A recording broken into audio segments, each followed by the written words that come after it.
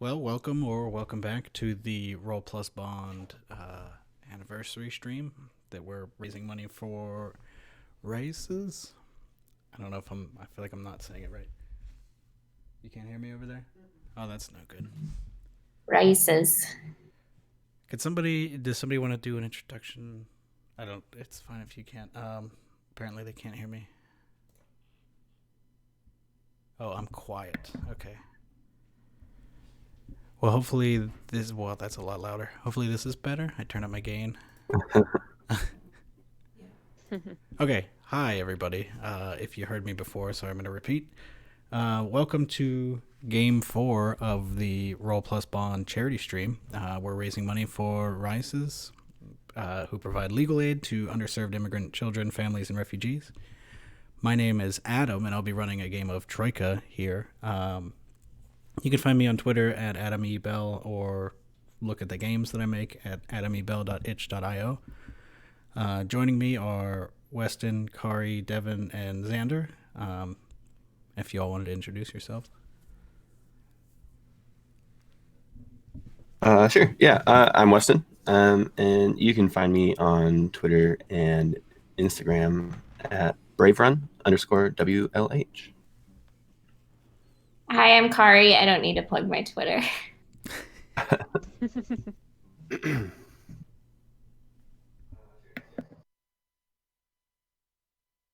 I'm Devin. If you liked any of the interstitial music that's been going on during this stream, you can check it out at devindecibel.bandcamp.com. Oh, and that's posting in the chat too. And I'm Devin Decibel at Twitter on Twitter. Hi, I'm Xander, they, them. You can find me on Twitter and itch.io at Cosmic Kaiju.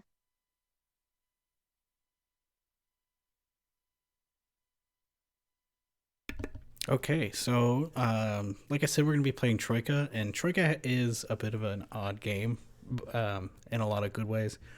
One of which is that the character creation, you just kind of roll and you get a strange background. So we decided to save that for the stream. Everybody's rolling like their stats right now, or beforehand, but yeah, we're just going to go through. You roll 2d6 and then combine them into a number between 1 and 66, so they're 36 total. Is that the right math? There's an amount of them. So if we want to just go down the screen here, Devin, if you want to roll yours first. Godly. All right, 4-1. All right, so you got 41. Necromancer. Yeah, if you want to, do you want to read it off? I'll bring it up on screen here. Yeah, 4-1 is the Necromancer, the least popular of magical practitioners. Necromancers are shunned by the major centers of learning, left to their own devices on the edge of society, passing on knowledge in the time-honored master-student dynamic. This loneliness encourages students to make their own friends. My possessions are dusty robes, the skull of my master, or zombie servant or ghost with whom you have developed a codependent relationship. My advanced skills are 2 healing, 2 mortuary science, 2 relationship counseling. I have some spells: posthumous vitality, skeletal counsel, torpor, and 1 sneak. I need to figure out what all of this means. Yeah, we can go through. If you want to just start putting that like on your character sheet and then think of a name and everything else, I'll go over what the numbers are once everybody else is done. Am I next? Yeah, go for it. Okay. Roll 2d6. 55. That's Temple Knight of Tilak, the Swordbringer. Or is it Tilak? That is your character. I don't know. How do you pronounce this fancy word? Temple Knight of Tilak, the Swordbringer. You were once, and possibly still are, a fanatical monk set to maintain constant, vigilant martial readiness in preparation for the end times, when all doorways crumble inwards. You are always prepared and never unready. Possessions, the blessing of Tilak, 6 swords of your choice. That's a lot of swords. Advanced skills, 3 awareness, 2 blacksmithing, 1 sword fighting, 1 great sword fighting. Special, the Blessing of Talak awards you armor equal to half, rounded down, the number of swords you carry. If you carried 6 swords, your armor would be 3. Well, if you carried 9, it would be 4. You must be overtly armed at all times, or else Talak will take this blessing away until you forge and donate to the unarmed a brand new sword. Okay. Okay. A lot of swords. That's a lot of swords. Yeah, Weston, if you want to give it All right. Okay. 33. And I don't know if you have a copy of the book, but I can copy the image over whenever. I found one. Okay, cool. Oh, great. The Lansquenet mercenary, retained in the exclusive service of the Phoenix Throne, handsomely paid and sent to distant spheres on golden ships to spread the ineffable glory of my lords at the tip of my flaming sword. Sounds intense. All right, so lots of swords today. possession. Yeah. Yeah. Mine's on fire. So, all right. So, yeah. So I've got an exquisite pistolet, a bandolier containing 18 plasmic cores, a great sword, brightly colored clothing with lots of tassels and bells. Impossible to sneak. Okay, that's good to know. Through frivolous looking, it is, in fact, built with the autarch's divine alchemy and considered modest armor, while weighing the same as normal clothing. Takes no slots in your inventory. Nice. And skills, great sword fighting, 2 pistol fighting, 1 run, 1 fist fighting, 1 astrology. All right. Very jingly. Yes. 54. Right next to Kari. I do not. Keep looking.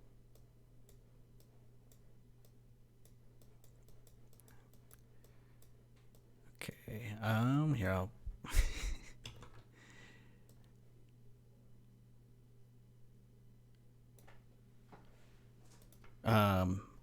Real quick, we did talk about lines and veils beforehand. Devin, are you cool with this one? If you. What's up? Xander rolled 54, which is the Fellow of the Sublime Society of Beefsteaks. I know you. It's very meat. It's a very meaty Yeah, I character. can. Yeah. I That can is so funny. I was re-roll. like, man, I don't like meat stuff as a line, but let's see. Yeah. We can re-roll. It's fine. Okay. It's I don't think it'll come up much beyond just a background, but it's good to check. what the hell is this game? All right. Well, here you go. Well, yeah, we need to read this out loud for the chats to know what we're talking about. Yeah. I just posted it in Discord, or if you want me to read it, I can. Yeah. I got you. Okay. Or I got it. Fellow of the Sublime Society of Beefsteaks. Brawlers believe the application of might and a good beefsteak is the universal truth. Words have no power and can no more define the universe than they can build a house, lift a cup, or sear a steak. Might can. Really. They've thought a lot about this. Possessions. Weapon of your choice. Small gridiron. 2 kilograms of premium meat cuts. Waistcoat. And a bottle of strong but fancy wine. Advanced skills, 2 in a fighting skill of your choice, 2 wrestling, 2 swim, 2 climb, 2 run, 2 fist fighting, and 1 grilling.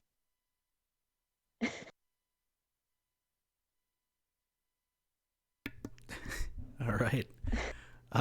So that's everybody's background. Now we have to you have to come up with like characters, so like a name and how they look beyond that picture, unless you just want to say that I look like that picture. That's cool too. And basically, so all of the skills that were listed, if you want to put those in your skills and spells, you add the number that it listed plus the like base skill you have. So either 5 or 4, depending on who you are.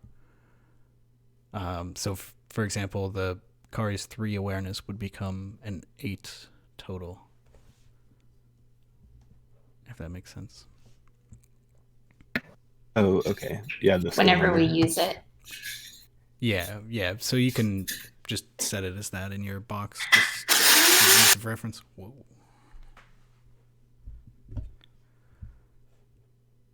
Okay.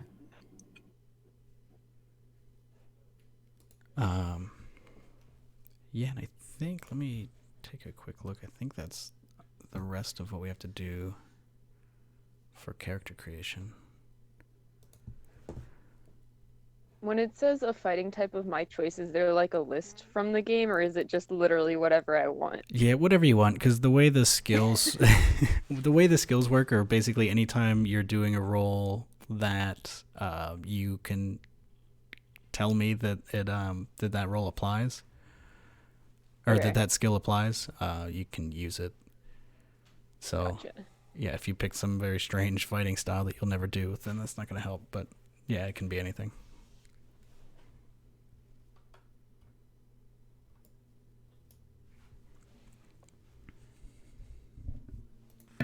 Do I add my skill number to the spells as well? Yes, you would. Okay.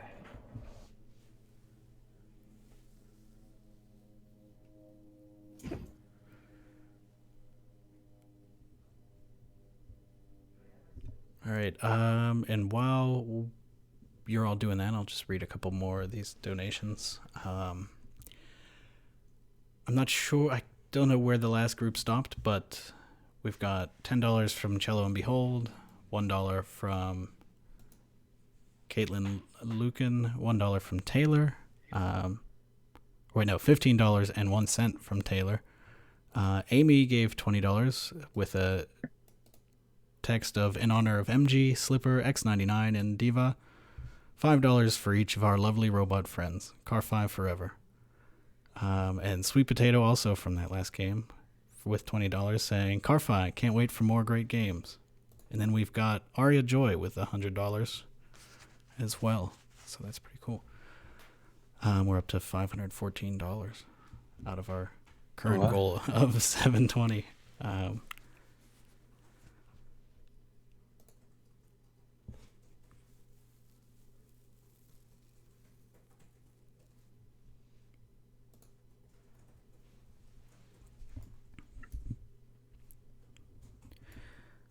Do any of you have an idea of what a character name or anything might be at this point? Or do you want to take like a couple-minute break? I have an idea. This art, for whatever reason, of this Knight of Talak immediately reminded me of Andy Warhol's singer friend Nico. So I think that's just Nico with a lot of swords. Nice. All right, so I think that can go either in that big circle or the square underneath. I'm not sure what all the boxes on the character sheet are for. So, okay. Yeah, wherever you want to put it. I'll put it there.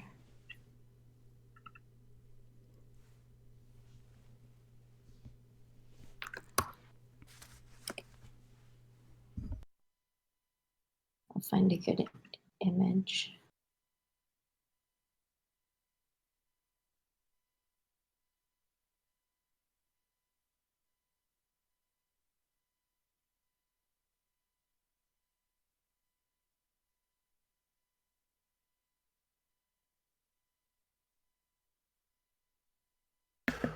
Where should we put names and stuff on our sheets?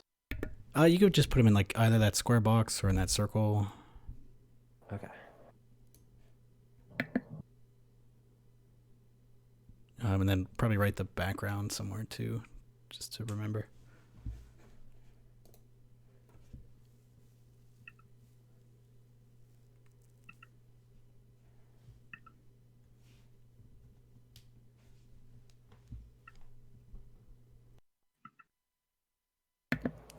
It's the one problem with getting your background on the stream is that then you have to brainstorm what your character is.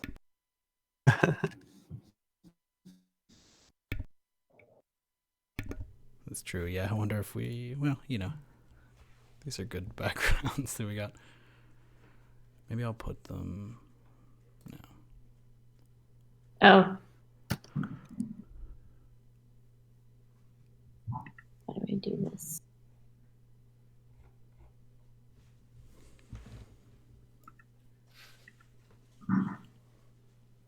Six swords of your choice. That is great. Very good.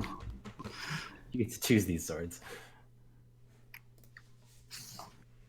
And if you Discover wanted, them during the story. right? Yeah, if you wanted to just, you have 6 times in this session to say, "Oh, I bring out this particular sword." You definitely don't have to define them all. So good. So we can all be like editing this sheet at the same time without interfering with each other, as long as we're staying in our. Yeah, because zone. they're just pictures on there. So if you just type wherever, Okay. it'll be good. Okay.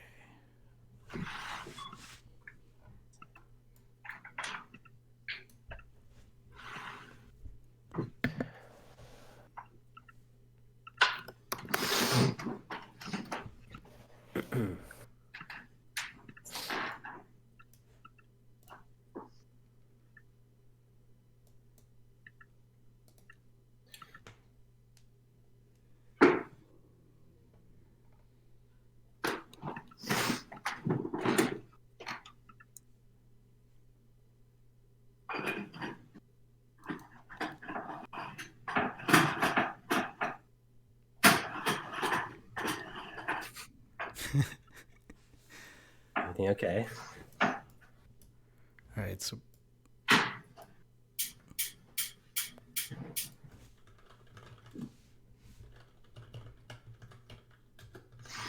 apparently an ad played. What? Oh no. Maybe just for Cole. I'm not sure. Whoa.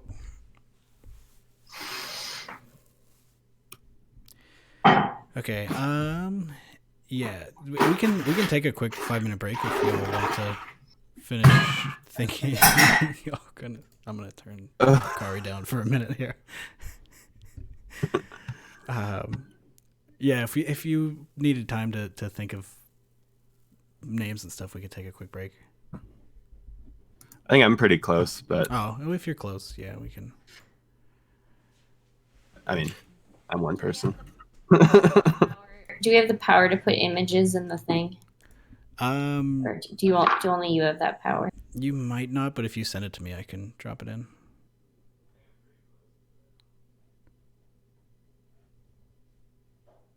Or if you just put it in the Discord.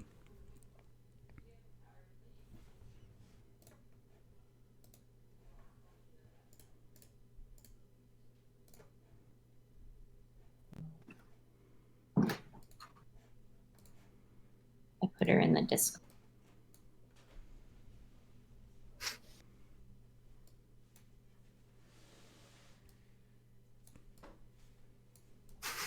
There you go.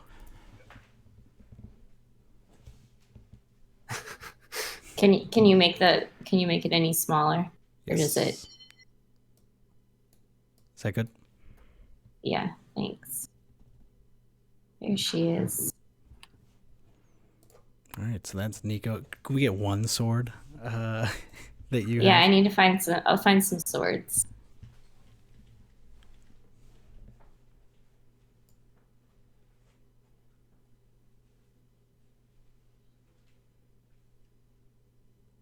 All right, and it looks like Devin, you have a name over here. Yeah. My name is Mum. I'm imagining her as like a very, very, very, very, very woman, and I think she's accompanied by the ghost of her dead husband. I need a name for him, but we have a codependent relationship according to this book.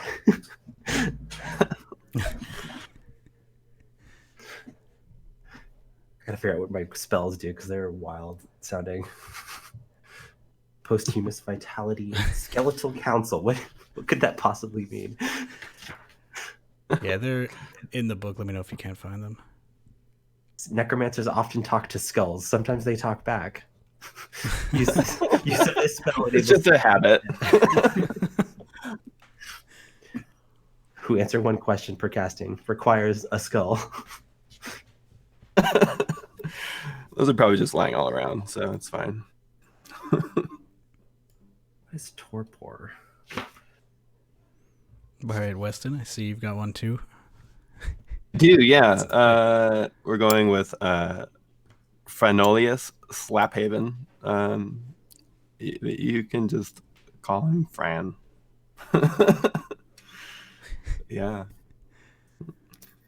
But yeah, I think like the description was pretty descriptive. So, but I'm picturing lots of reds and oranges and yellows in the spirit of the Phoenix.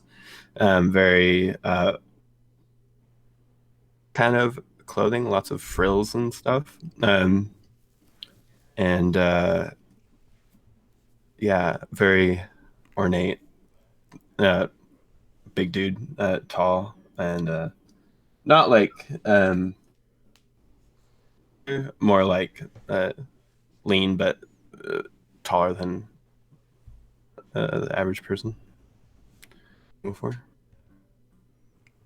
intimidating, but kind of silly looking, I guess.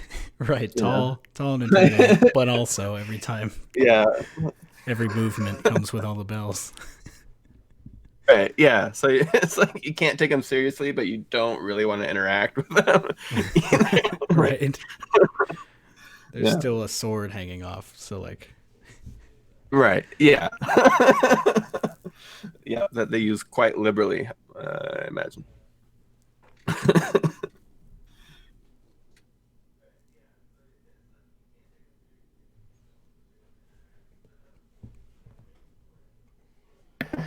I hope we don't have any like lines with like dead bodies and stuff because it feels like that is all my character does. Is talk to corpses. Right.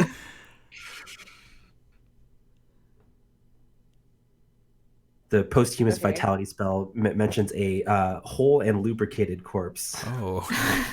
Ooh. Okay. Oh. I have a name now Okay. and maybe a look.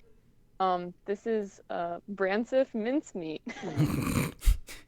That's very good. Nice. And I was just thinking about looks, and I'm just imagining like just like big wrestler. I sent you a thing in Discord. If you wanna stick it in roll.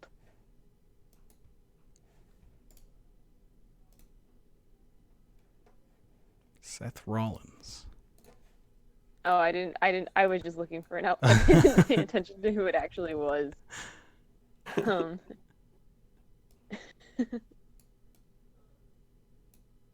right, I've put it in there for you. Cool. And that's the outfit too? Yeah. Is it just this black and red leather, no sleeves? Yeah. Cool. Okay. Yeah, is everybody ready to get started? Anybody need a quick break or anything before we hop in? I'm good to go. Yeah, I'm good. All right. Oh yeah, I threw a sword in the Discord, Adam. Oh, do you want me The to? Final Fantasy VII Buster Sword. Yeah, I googled cool swords, and then how could I say no to the Buster Sword? Do it. Yeah. All right, I'll just drag this over towards you. That's big. Yeah, they can just go in your possessions. Okay. Lofty in the chat says, "What is Troika?" You know. So here we are. This is what Troika is. Oh wait, you gave my sword to Fran. Oh no. Okay, we're good. Thanks. Troika is a game where you have 6 swords of your preference. Yeah. Troika is a game that takes place in the surrounding multiverse around the city of Troika. That city connects to just an infinite number of weird places. And so whenever you play, you just kind of make a weird place and go do stuff there. So what's happening here is around 5 years ago from where we are, somebody named Andrew Carnegie connected the real life city of Pittsburgh in about the 1840s, I don't know, time, to the city of Troika, and it kind of made things a little weird. Whatever else happened there happened, and here now we have these 4 characters for some reason showing up to the city county building, ready to start their job as postal delivery people. Does anybody have a reason as to why the 4 of you are here to do this?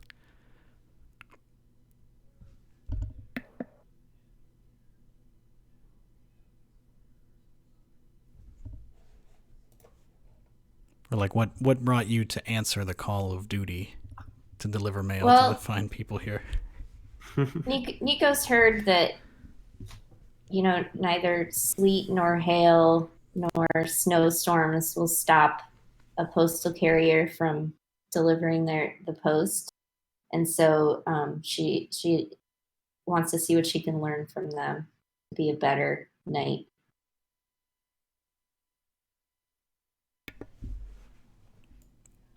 I think Mom has been isolated for far too long and hasn't really talked to anybody. So I think she's doing this as a way to like make friends and have some social interactions.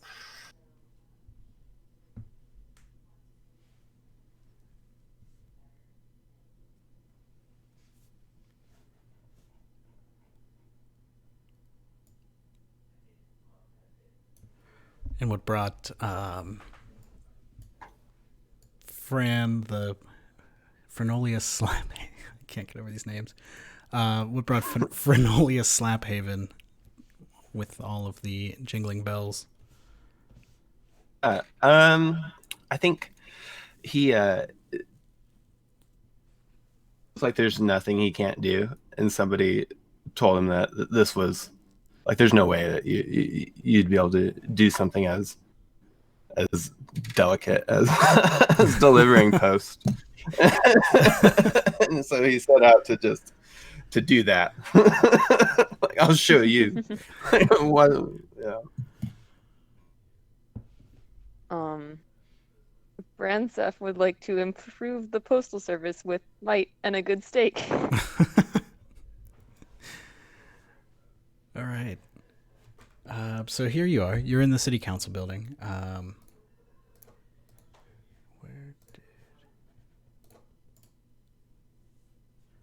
Just a second. I want to drag a picture in of who you are talking to.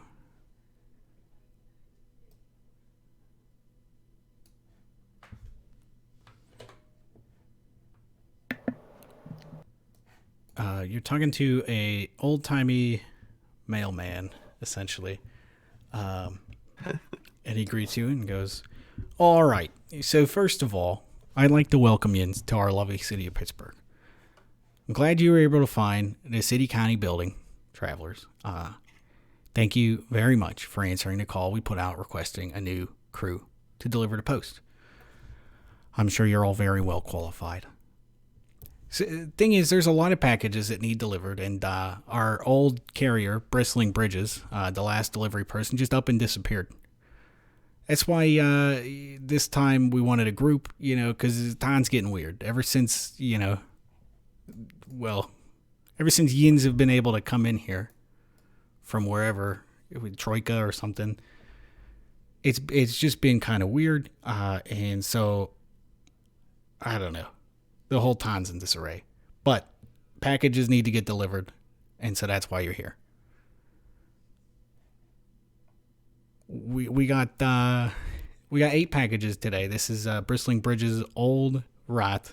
And if you want to look at the map here and then the list at the bottom, there are the 8 places that you are expected to deliver a package to at some point. The first one is to Bartholomew Cosgrove in Mount Washington. The second one is to Ringo Rongo at the Exhibition Park. The third one, you just have to deliver something to the aviary on the North Shore. The fifth one, you should deliver something to the Primanti brothers in the Strip District. The sixth one, you have to deliver to Adam Bell in Lawrenceville. The seventh one, to Hannah Hollinsworth in Oakland. And finally, to Thomas Tackaberry in the South Side. And he looks at you and goes, yeah, you could do this in any order or whatever. Just get them their mail. They're probably impatient by now. One of these people is just you in real life.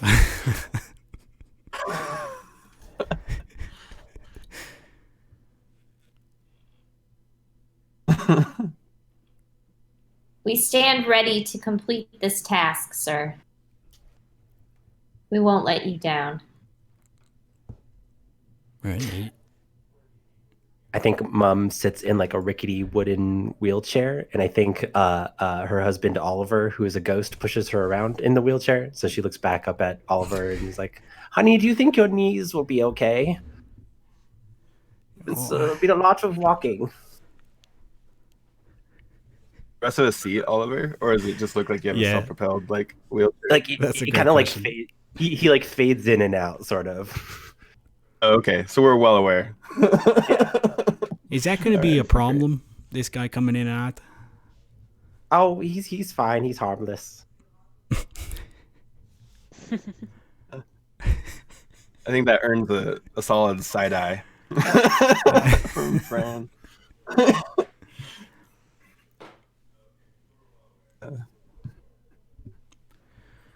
All right. Yeah, he hands us who takes this bag full of different packages. I think. Sorry, go ahead. No, I was gonna say I think Bransov just kind of hefts it over his shoulder like it's nothing. Yeah, that makes sense. So you're currently. Thank you, Bransov. I cannot. I would assist, but I must carry all of these swords.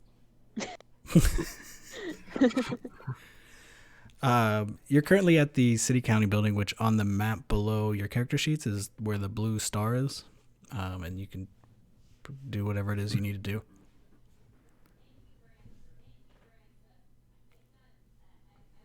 Well, where shall we go first?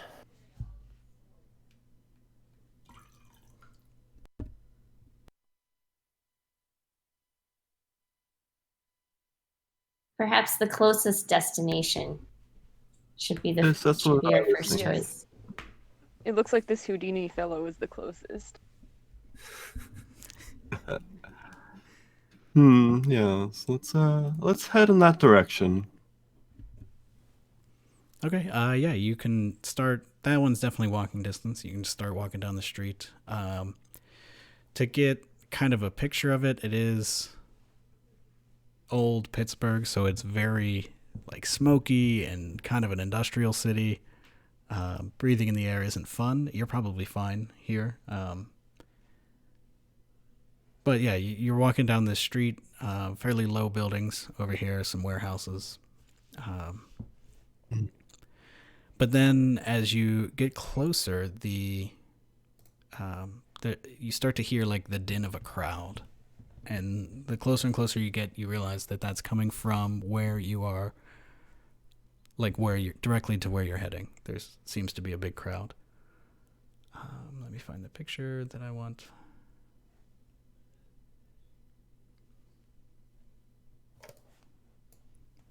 And the closer you get, it's unmistakable. Like this whole area is swamped with people.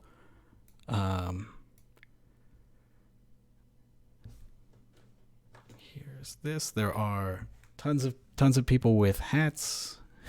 Lots of people with hats. A few cars stuck, probably honking. And then on the far end is a elevated above the sidewalk. In front of a building is a man gesturing excitedly at you and shouting into an old microphone.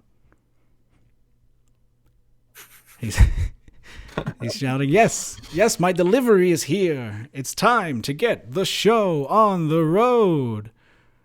And like all these heads On the road? Where is it going? all these heads turn towards you and start like making a path through the crowd for you. Yes, make way for the post. They definitely do. You hear like murmuring and some clapping and shouting. One I think Fran kind of like gets a smug look on their face and like kind of like just kind of bows a little bit, like, yes, this is exactly how we should be received. I knew this job would be a breeze.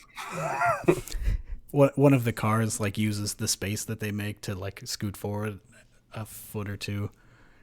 And eventually you get to that stage. And Harry Houdini gestures you up. I need some assistance getting on the stage.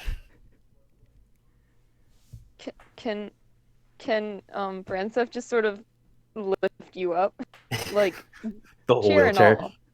Just all of it. Be careful, young lad. Yeah, there's no reason to. You don't have to roll for that at all. You're strong. And she probably weighs like 80 pounds. She's practically a skeleton. All right. And then Houdini shouting into this. Wait, so if I lift her up on the stage, where does your ghost husband go? Does he just sort of teleport up with you, or Yeah, do he just kind of like remanifests. He doesn't like make any sound or anything like that. I have conversations with him, but like nobody can hear his responses. We just see his lips moving when he's visible. Whoa. All right. So Houdini he's staring at you a little bit quizzical, like, look at this group. And then turns towards the crowd and says, "Well, now, I'll be taking this package and getting started soon, but I trust, of course, that you lot can be my opening act." And then he drops below the stage. And the crowd looks up words. The crowd looks up in anticipation of the show beginning. Well, yes. Can you juggle all those swords you have, Nico? Or are they for something more practical? Well, I have these swords so that I'm always prepared for the end times. I suppose that until that time comes, it wouldn't offend Talak to use them to entertain the masses. I could. Oh, excellent. I could give it a try. Have you ever tried to juggle swords? I think maybe once or twice when no one was looking. Okay. She tried to juggle the swords. Could I use awareness or sword fighting? I don't know. How do you do things? So how do you do things? Good question. So basically every time you want to do something, if it's an opposed thing, we'll get to that later, but if you're just doing something on your own, you basically are rolling 2d6 and you're trying to get under whatever your relevant skill is or just your base skill. And sometimes that's luck, but that probably won't be right now. Okay. So I could see an argument for awareness if you like paint that picture a little bit. Yeah, so she's just trying to be very conscious of where the swords are at all times during this process of juggling them.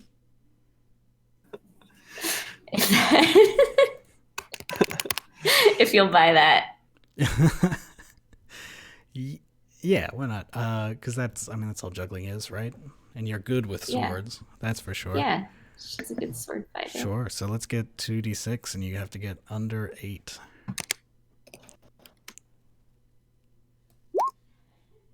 I got a 5. You did. So I think the crowd is like nervous at first because, for one, I'm assuming the big sword is that one of the swords, or is it 3 smaller ones? I think I set the Buster sword on the ground, and I'm juggling a little bit smaller swords, Okay. which is probably why this was even possible. You're right. Yeah, throwing that thing in the air might not be easy. But the crowd definitely starts that excitement is picking up. It's no longer like the restless excitement of people waiting to be entertained. It's like people being entertained, I guess. But after I think Fran is definitely like clapping, like excitedly, just like, oh yes. And I think you start to pick up the shouts of like, more, we need more.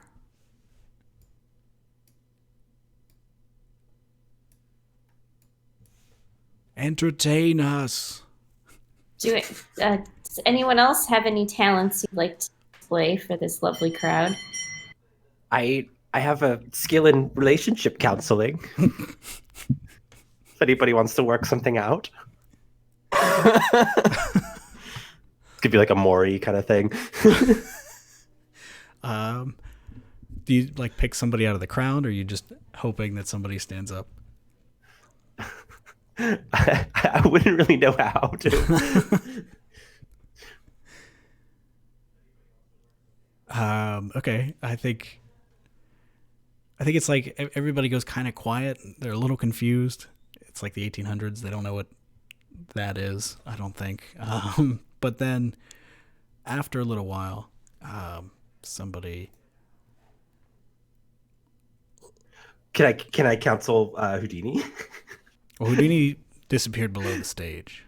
So okay. perhaps when he returns, you could. But somebody in like the front row gets like pushed up onto the stage. Probably like a smaller, like a 5'7" man in a hat gets up and says, "What? Well, my name's Terrence Riley. What's been troubling you, Terrence? Well, the thing is, I just don't know.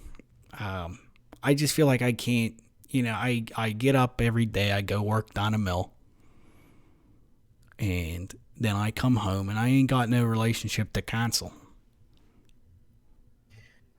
Are you feeling lonely? Well, I get it when you put it like that. Yeah, I guess I am. What do you enjoy to do besides work? Well, I like well, I used to like fishing, but it's a little scary lately to be anywhere near the water. So maybe I don't know, what else can I do? Maybe it's time to pick up a new hobby. You got any tips?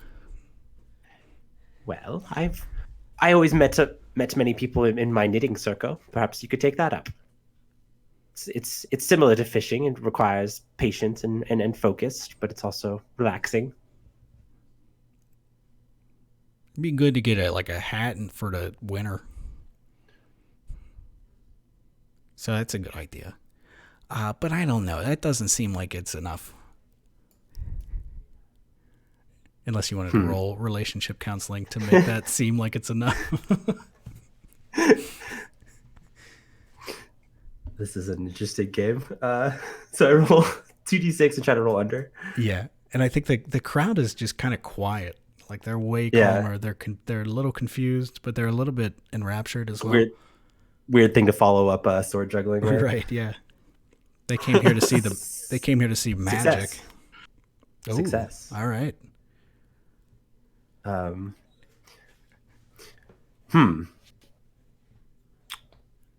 what does success look Yeah, I like don't here? know. Because this was a relationship counselor. Right. So, Well, what do you say to like drive that home? That like. well, I'm just suggesting that he like get out and like, you know, try new things and meet people and put himself out there with something that he like enjoys. Oh, that makes sense. I didn't think about it like that. I thought you were saying to like knit, you know, go home, get some yarn. I find hobbies are best when you can share them with others and make it a social experience. I think he just like smiles and walks off the stage, and, like into the crowd. And they clap. They like clap. They're confused, but they're not upset. That's all you can really ask for Yeah. after all.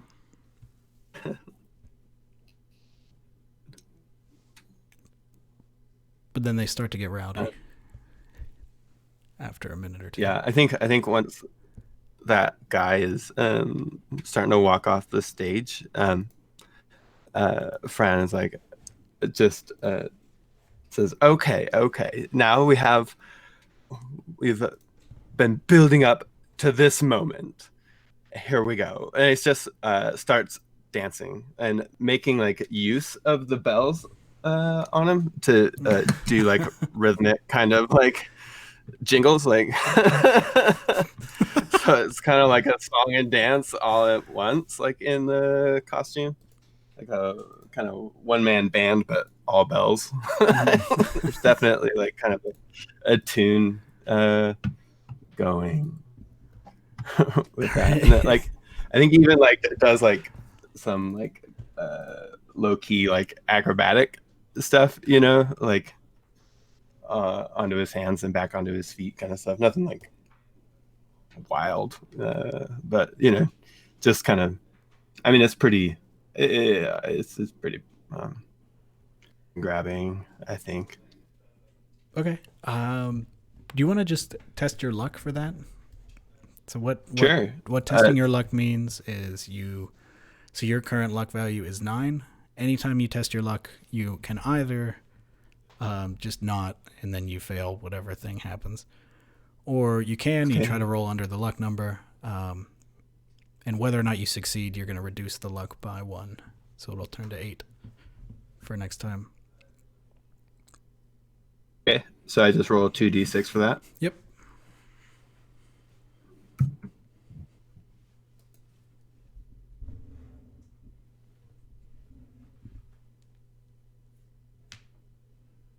Right, so I got a 5, so that's a success, right? That's what we said. Yeah. So reduce your luck down to 8. Okay, great. But then, yeah, the crowd. I think the crowd at this point is after the quietness of the last one, they're like clapping along with like a beat for you to dance to. Maybe they're singing a song as a crowd. But it's pretty good. It's a good dance. They've never seen a jingly, strange dancer like this.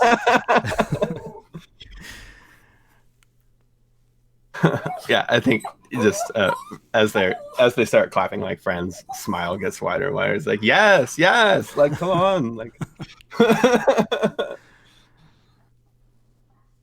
right, and then you all hear from like right below the stage. Hey, just one more minute, and I'll be ready.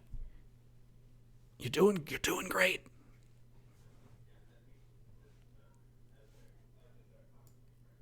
But the crowd's probably still just clapping the song even after you stop because they're having a blast.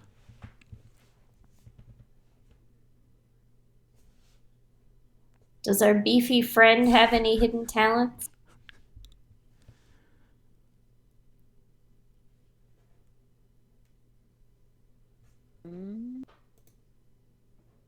I don't really.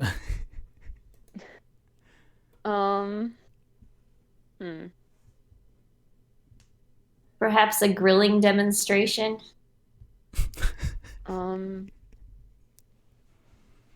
could, but how are we on like lines and veils for that? I mean, if that's what if you want to have Devin. done that, you just say that had been done, right? Yeah, it's more the Yeah. like detail. Gotcha. I just wanted to make sure. Yeah. I'm just like imagining like burger grilling, like just flipping Okay. flipping stuff around kind of deal. Yeah. I guess that's also juggling adjacent, but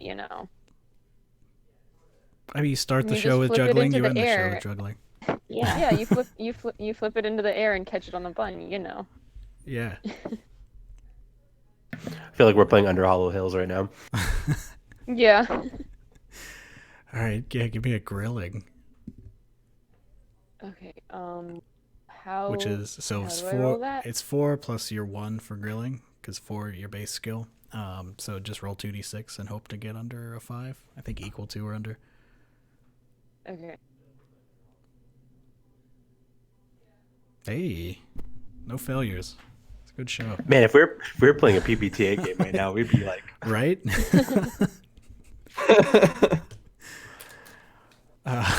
So yeah, that's the people in the front like hurry to get a bite of that. And as they're doing that, as you finish the last one of this weird juggle cooking display, Harry Houdini rises from below the stage. He's all chained up to himself as he is. He's got a letter in his mouth, like an envelope in his mouth, and he's kind of like nodding to whoever is closest to him, to like he's sticking the envelope out towards you.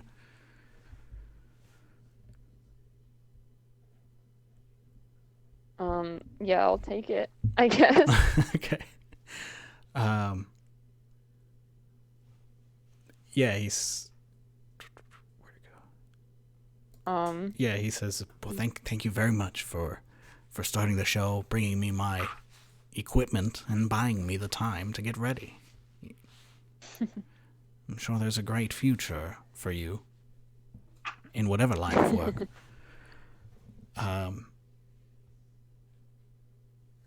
Yeah, and then he just starts trying to untie himself, because I guess that's what Houdini did, right? Yeah. I guess. And people love it. Everybody loves it. Look at how many people were there for him. But if you try to like leave the crowd, they'll let you through, basically, if you want. Yeah. I guess I'll pick you back up, Devin, and just kind of carry you down. "Oh, thank you. You're so strong." I think he flexes a little as he puts you down.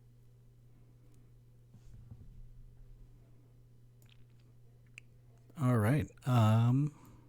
What's in the envelope? Yeah, if you open it, it's just a letter to you. It It's says to in here, us. Okay. I'll copy it. Oh, that's not the right one. I'll copy it into the Discord, but then I'll read it. Or not the Discord, the Roll20. "Dearest travelers, I appreciate you helping with the show. You seem like the magical and heroic type, more so than most folks around here, so I wanted to tell you about what I saw.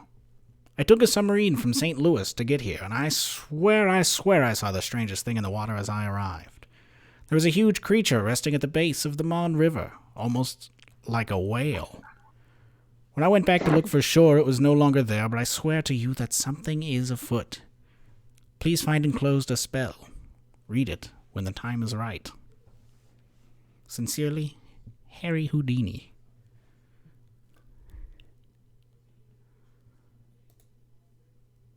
This Houdini must be a powerful wizard. So I was getting that vibe as well. "How will we know when the time is right?" Well, what sort of spell is it?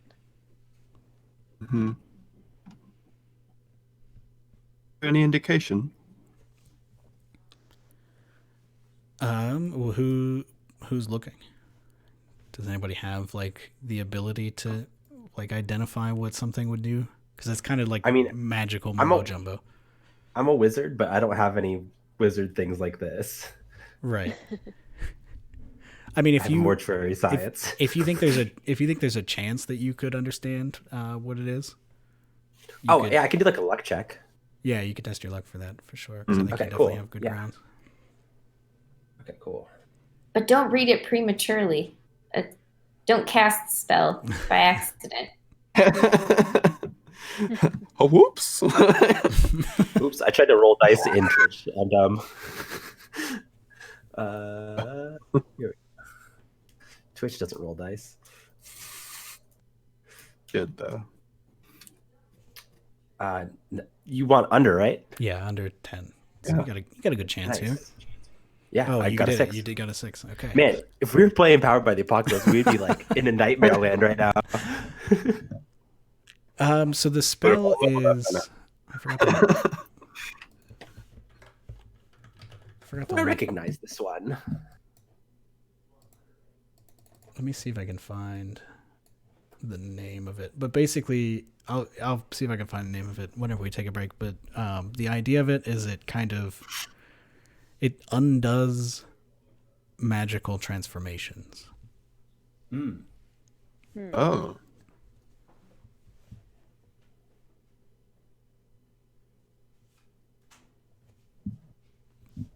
Yeah. So any if you have like if somebody did the old lead into gold thing, you could cast this spell to probably turn it back into lead. I put the spell in my robe. Cool. Yeah, add that to your possessions. Oh, probably. Yeah, possessions would be right because it's not like a skill yet. Yeah, like antique transmutation.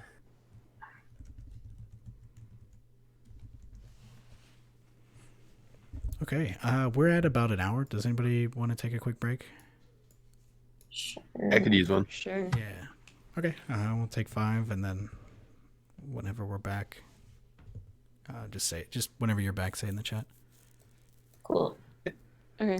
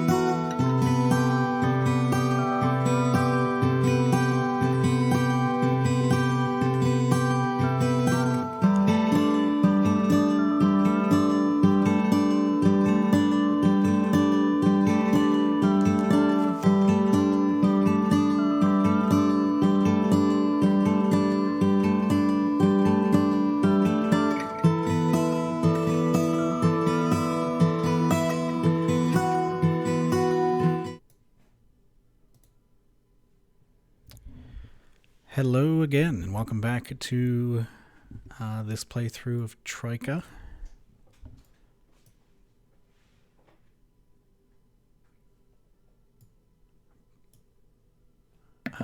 Yo. I believe we're all back and ready to go. So, I mean, where are you going to go next? Should we do like a clockwise kind of motion and hit as many as we can in sort of an arc? Yeah, I guess 2 is right there. All right, so 2 is Ringo Rongo at Exhibition Park.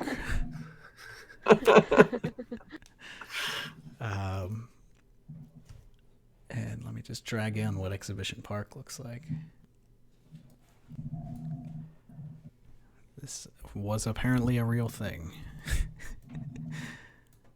Right where there is downtown, there was a roller coaster.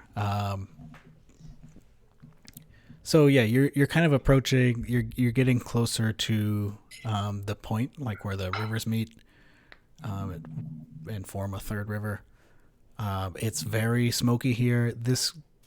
I'm gonna say like this is a coal barge on the river, and it's like actively on fire. That's probably fine.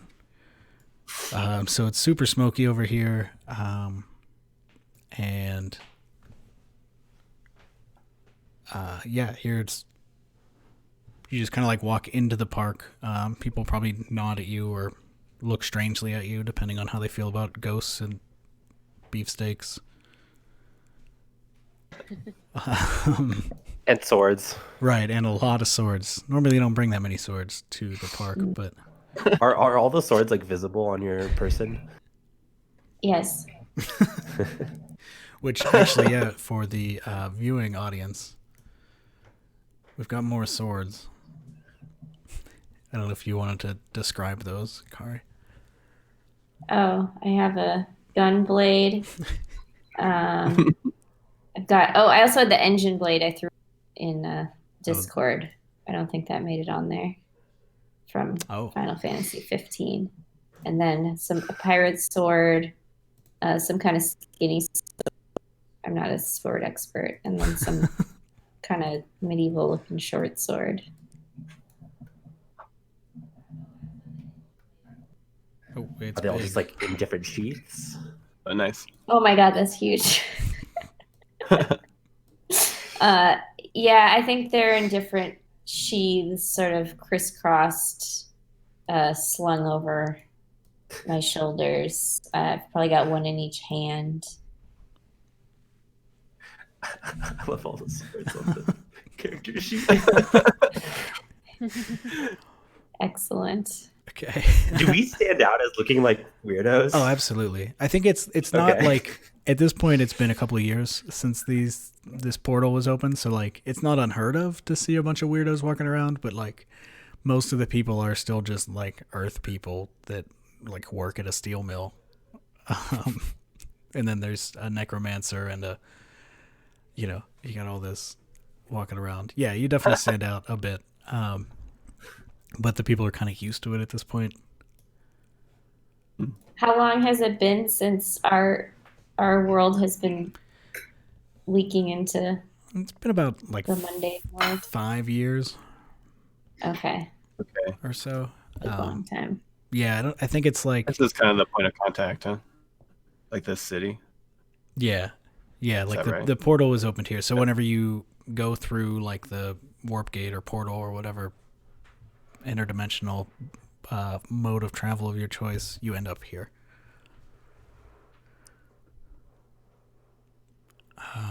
Probably, I think, like in one of the skyscrapers. You just walk out of like a conference room.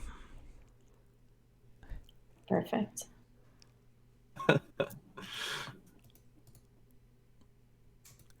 Okay, yeah. So you are coming into Exhibition Park, and sitting kind of like near the entrance is this guy who is playing an accordion.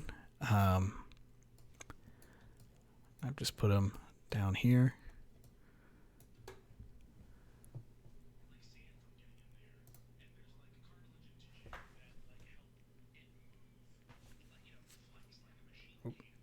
Sorry about that. And he looks up to you and goes, "Oh, you must be the new Bridges. It's a shame what happened." Oh, it's a shame, you know. What's a shame exactly? Well, Bridges disappeared. The old delivery. The old delivery Oh, guy. that's right. They, they were doing the runs and then they weren't. Well, Ringo's working up at the top of the coaster, as he always is. So you have to take it up there if you want to make the delivery. And who are you? Oh, I'm just someone that plays an accordion. Is that the only facet of your personality? Well, I'm sure there's a lot more than to anybody that meets the eye. But well, what would you want to know? Oh, Who's asking? just Why curious. are you being nebby? Do you play accordion because you enjoy it? It Oh. seems more like a job almost. Well, you The can way you're referring to it. Well, it brings in some money. He holds out a cup. I throw in a one silver pence. Oh, thank you for that. You're welcome. I really do I love the appreciate it. accordion. And he starts playing a song. He's singing, "Oh, what a shame.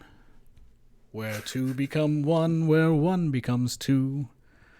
You must play the game. Yes, do what needs done. The big one wants to see you." He's singing that over and over again with some accordion. I don't do accordion. I don't know how it sounds. I guess we head to Ringo Rongo. Ringo Rongo. On up at the top of the roller coaster, of course. It's a weird place to be. How do we get up there? Do we have to ride the roller coaster up? Oh, you can either ride it or climb it. Those are the two. I don't think I can climb it with all these swords. Yeah. I think We I just gotta do them, Put them down. I Getting think it ridiculous. impossible. I will lose the blessing of Talak if I put down my swords. Who needs it? I'm getting a ridiculous image of riding a wheelchair on a roller coaster. With a ghost phasing in and out behind Right. it. Like just in the seat behind. Yeah. It's great. Just raising its arms in the air. Yeah, I have Oliver pushing me up the ramp part of it. Don't overexert yourself. Okay, so do you like load up onto like the roller coaster car Yes. and get in the seats? Yeah. And it takes off. There's the chain lift at the beginning.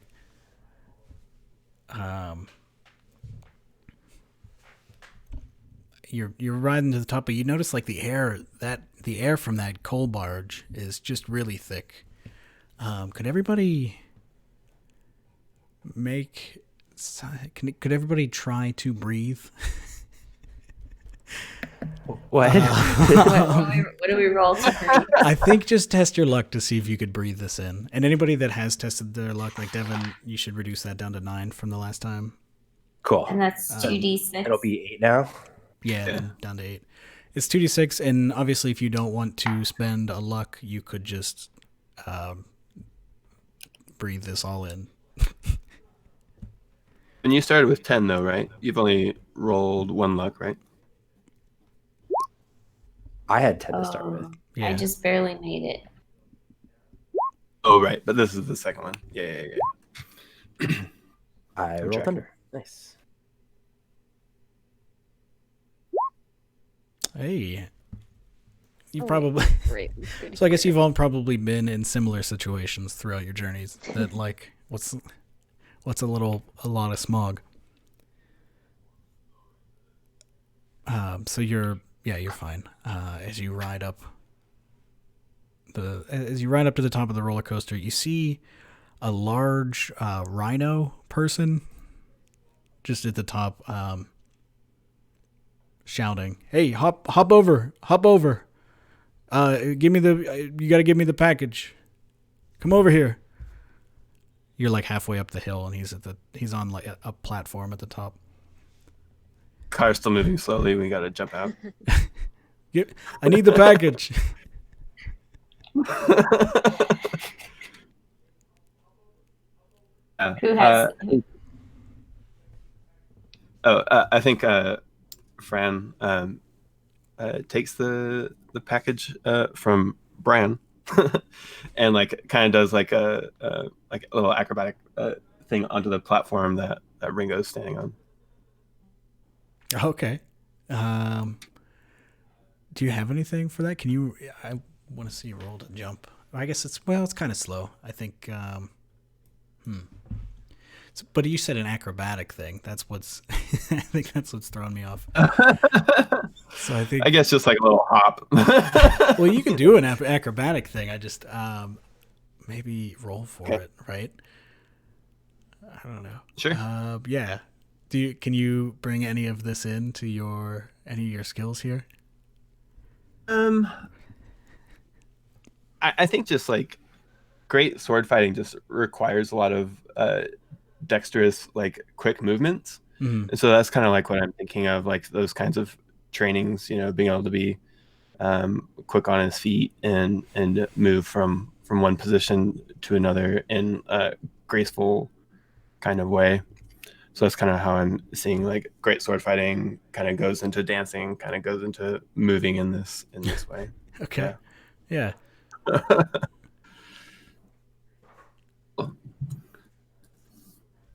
Again, if this was Powered by the Apocalypse, yeah, we'd be dead. Yeah. Yeah. All right. Yeah. You heave Yeah, over. so I think it kind of looks like he kind of skips from from the car to like the platform. Yeah. Yeah, and there's this large rhino person just goes, "Hello, name's Ringo Rongo. I believe you've got a package for me." I do. Yeah, so you can call me Fran, and here it is. And I just like hold it up to him with two hands. They just take it. As the rest of everybody else kind of continues on this roller coaster ride. Yeah, I'm a little worried about getting off of the roller coaster because I don't know how I'll get down otherwise. Right. I don't have. I don't think Fran thought that through. Yeah, so you kind of go around that corner and down the bend, and it's a roller coaster. It's probably fun. Is it fun? Do you like it? Yeah. Definitely. I think Oliver is scared though. Poor Oliver. So then it parks in the station, and you can get off if you want. Everybody that's still in the car.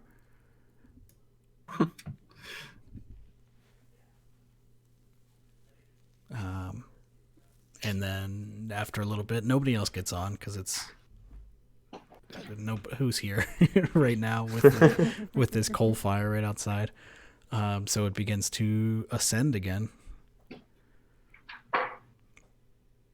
Unless, what was Fran doing in the meantime? Were you chatting with the rhino? Or? Yeah. So is are rhino people common like where we're from, or is Ringo from somewhere else? They're probably not the first rhino person you've seen, but definitely not super common. You've probably seen at least one on some journey. Cool. Yeah, so I think just trying to strike up conversation if they have it, if they'll have engage in that. What brings you to town? Just trying to be where things take me. People tell me I can't do stuff, and then I have to do it. That doesn't make show them around. Any sense. Just do whatever you want. that's what I want. Oh. Well, I Well, know it's a strange way to live, but it's how I operate. all right. Hey, whatever gets you through the day. You've picked a strange one to be at. This place is so normal and dirty. Yeah, what brought you here of all places? Oh, well, I have a knack for roller coasters. Couldn't get through that. No, it doesn't make any sense. Sure, it does. I have a knack for all things roller coaster and thought that perhaps this town needed something like that. Needed a little bit of excitement. I seem to have picked a poor location to build it. Well, things won't always be this way. I'm sure the town will come around. You could extend the roller coaster through the town. Build it above the buildings. Maybe the roller coaster could be the new public transportation. The thrill of public transportation, then. You could even take it to the top floor of some buildings. Go on, get off.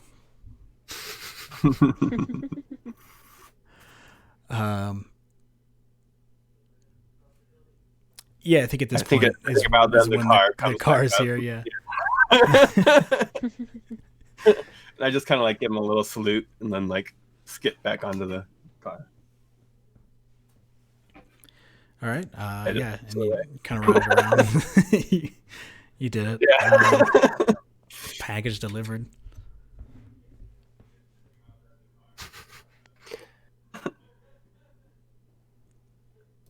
All right, what's next? Should we investigate the strange sighting that Houdini reported? Oh, yeah. Or was that at the other side of the... Was that supposed to be here, or is it supposed to be by the other bridge? So he did say in the Monongahela, which is the bottom river, but you're pretty close to the point where you could be in either river.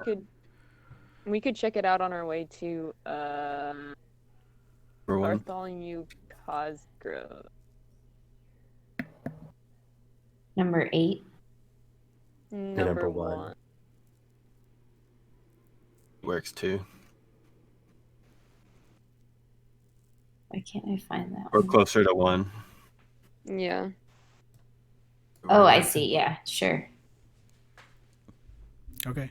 How are you getting over there? Are you still just kind of on foot? Is there public transportation? Not here in particular. There are probably some like carriages. You can see that number 1 here, like if you look over at where number 1 is, it's kind of at the top of a mountain. It's not like a big mountain. It's kind of it's like a big hill. And there's like a incline train going up and down that, but other than that, there's nothing.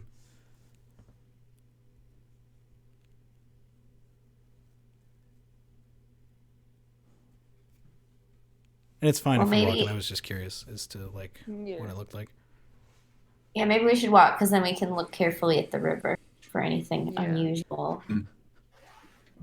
That's Okay. I could try to commune with the spirits as well to see if we can find anything. Oh, good idea. So yeah, you walk over. I need a dead body though. Wow. Well, I'll use...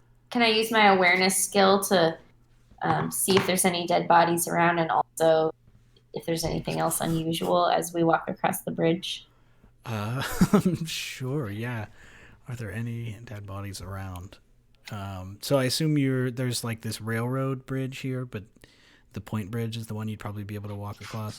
Oh, yeah. oh yeah. Mhm. That makes sense. So you're like looking around to see if you can find Yeah, just anybody looking. deceased. Yeah. anything out of the ordinary from what I've seen of this place. Okay. So that's an 8, which is a tie with my skill number. Yeah. I believe tying hits. So you're kind of like walking through, and you do find. What would you find?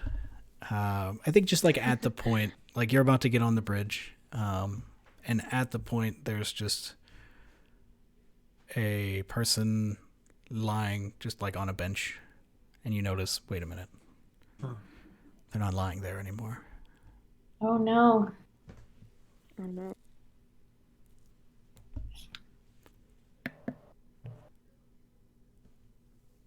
What did you say? Sorry. There's a dead person on a bench. There is a poor unfortunate up ahead. That may be of assistance, Mom. I can't decide if I should cast posthumous vitality to like basically wake them up and make them be a zombie, or if I use their skull to talk to them. Okay. Well, so they're currently not a skull yet. I think you would Yeah. have to... Oh my god. So the posthumous vitality thing has like a table though, and some like explosions of the body, and I don't know if we want to get into that. Well, we won't. I mean, we'll just draw a line or draw a veil over it. Yeah. If it's messy. Let's see. I can also cast the torpor spell, which basically makes me have like post-mortem empathy.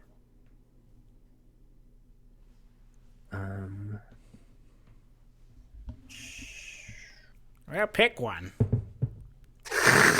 You hear from behind you. While they're messing with this now dead body, can They've been dead. Yeah. Brensef is just gonna like throw some meat cuts into the river to see if it'll attract anything. Oh, good idea. So good. Okay. I think Fran is there with you, just like eagerly watching. Yeah. Yeah, just imagine like you know that like skipping rocks, but instead he's just like Hunks of throwing meat cuts. Great. Oh, God. And you're just hoping to like attract just any creatures. And well, yeah, presumably something weird Yeah. will want meat cuts, but who knows? Fish are weird. Yeah, they are. So weird whale things that live in rivers. Yeah. Yeah. Just a second. Let me try to think of what might be.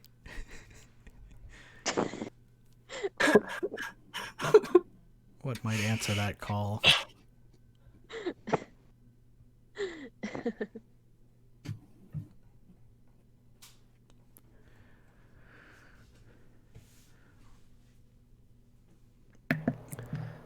So I think what happened, it's like skipping across, and then you see like basically like a kind of a fairly big manta ray just like leap out of the water and grab it with its with the sides of its wings. That's not how they work, but that's how this one works.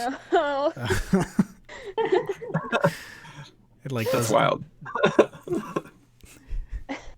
Could this be the creature that Houdini mentioned?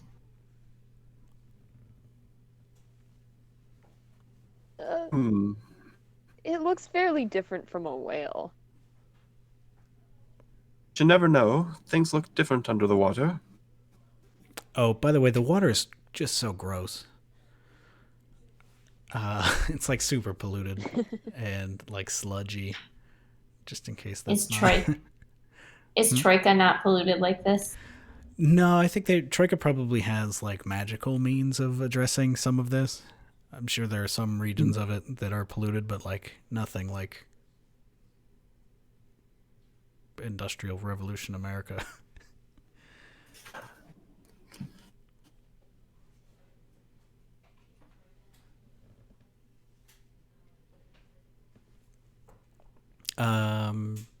Has Mum decided on anything? I'm trying to figure out what this torpor spell actually does. Okay, let me check. Because it would be fun just to like go into like spirit mode and just like assess the situation by talking to all the dead things in the area. But I'm not entirely sure that's what this does.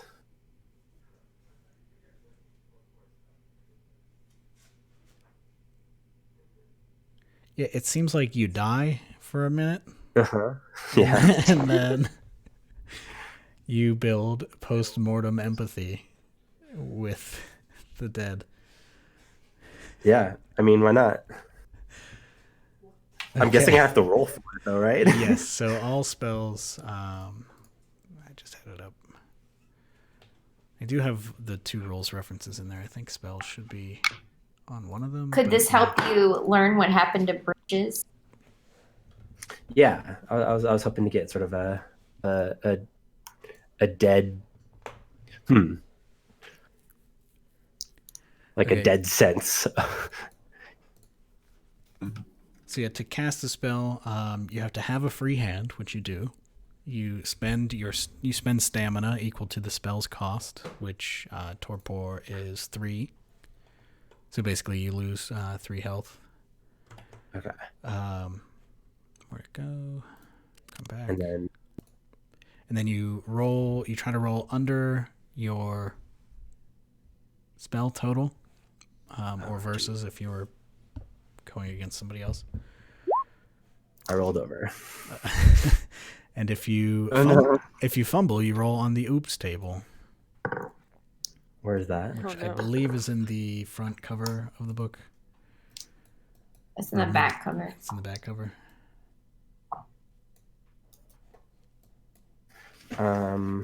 Oops table. Okay, so I roll. You roll d6 again. So 2d6. Yeah.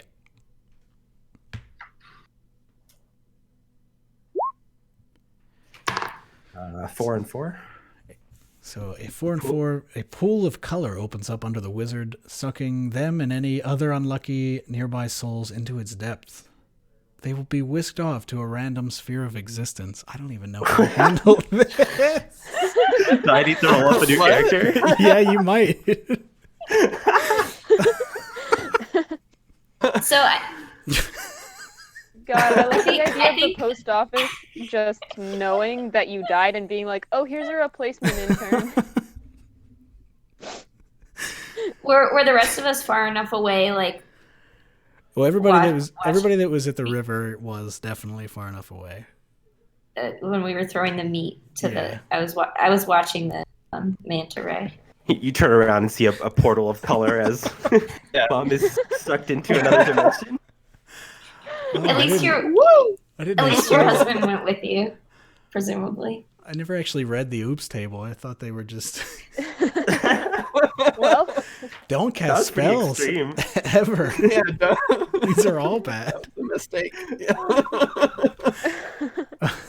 well, Yeah. Do you want to roll? I'll roll up a new character. roll a new one? F's in the chat for Mum. Yeah. Oh my god. So Alright. little stamina too. She would only be able to do so many spells. It's wild. Oh, can I roll on the luck table just to see if anything isn't that a thing? What's that? I saved. Isn't rolling on the luck table a thing? Or Oh. rolling under your luck spell? Or your luck modifier or whatever? So you can test your luck sometimes. Do you mean like to not get sucked in? Yeah. Let's see. Because optional luck versus death? Well, that's the thing is you're not dead. Yeah. There's transport.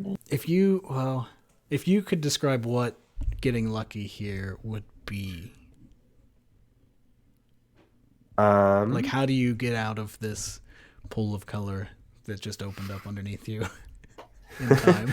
Well, it isn't the whole point of like Troika is that there's all these like portals that lead to all of these different places. Yeah. Could I just like find a way back? Okay, so you're saying, yeah, we we whisk you off to a random sphere of existence. Where are you? Well, I was next to the body on the bench, right? No, it'd be like, what's the new sphere? Oh,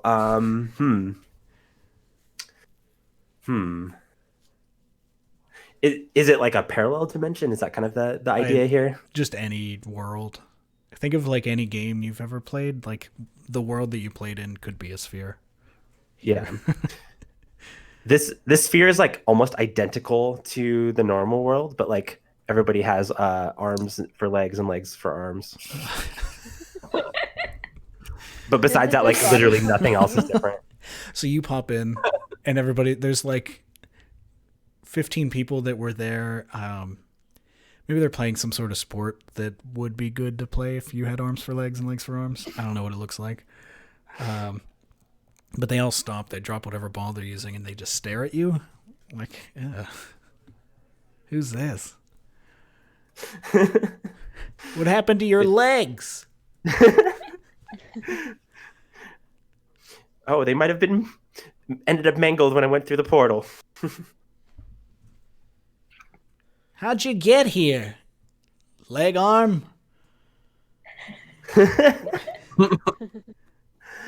I don't know, actually. I was trying to do some magic. Well, that's a bad idea. Do you know where any magic portals are?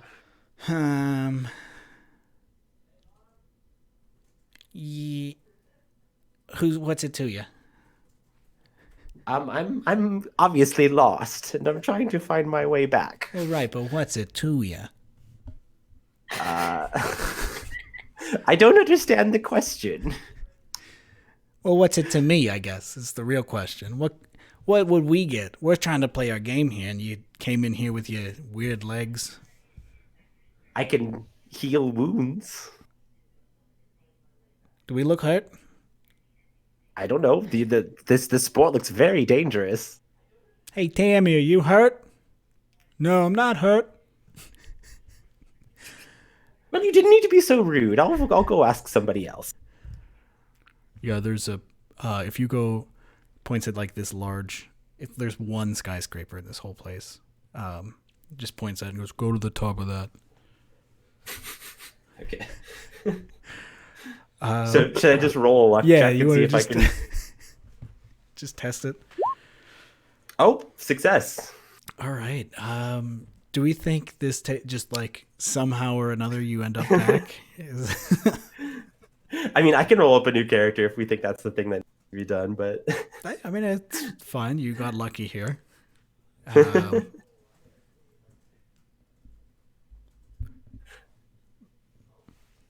Yeah, maybe it brings you right back, just like in a different spot in Pittsburgh. I'm just like on the other side of the river now. Yeah. Right. Or maybe you just like wash up in the river. Yeah, that's what it is. Everybody that's skipping this, right nearby where you saw that manta ray come up, you see Mum like kind of eject out of the water. Wheelchair and all. Yeah, wheelchair and all, and then I don't know what would you do there? What would anybody do in that situation? I mean, she probably I can't was just imagining swim out. the wheelchair. Is it? I mean, do you have like? You could have like a boat attachment to this wheelchair. I don't know. It inflates with like big balloons. Right.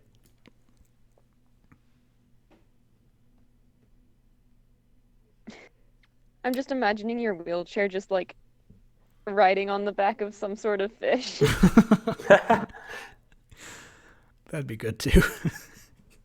I mean, it could just be that manta ray. Yeah. Just Yeah. kind of rides you. We're riding this luck check as far as we can take it. Just It loops back around. right. Ride you over to the shore. Much time has passed for us who didn't get sucked through a portal? How much time would have passed? I'm trying to Could decide. we cross the bridge in the meantime? Maybe like. Oh, that would work. Yeah, if you get dropped off on the other side of the bridge, at like the bottom of the incline, and y'all just meet back up. What did everybody do once Mom disappeared? If that's the case, cross the bridge, I guess. It's like you had enough time to cross the bridge, I guess is what I'll say, and then you can decide what you did. I think for Fran, like I think they turned just in time to see the portal open and Mum get like sucked through, like oh my, kind of like a getting sucked through, and then I think like looked around the area for a while, and then was just like well, I don't see how she's coming back from that. So I guess we still have a job to do. Necromancy is a risky business. Apparently. Yeah. Who knew? I suggest we keep moving. So I think it's kind of like weirded out, but like doesn't know how else to handle it except for like keep on. We probably took a brief moment of silence and then continued on our way. And then moments later, a big manta ray emerges, and there she is on top of it. Yeah, perfect. You're back. Can you help me get back onto shore? I think Fran runs down to the shore side, and into the water, like a little bit, like knee deep or whatever, and like helps her off the mat. All right. Well done. You made it. Surrounded by such strong lads. Oh, for one, Fran definitely flexes. Bran definitely like flexes to prove they can flex better. Fran just raises their eyebrows.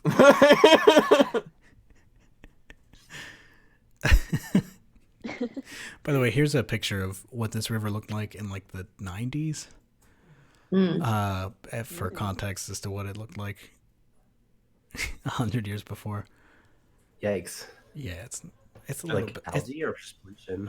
Pollution. I think that's probably both. Differences.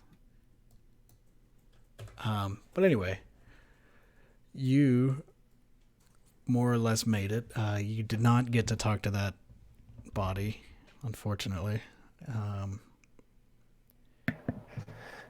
But didn't have to roll up a new character though, so I'm good. Yeah. You figured out how to get back somehow. But you do end up, you are like in the bottom of this large incline, which I've put a picture of that here. It's basically just a set of train tracks going right up a hill. Let me see if I can find a better angle of it.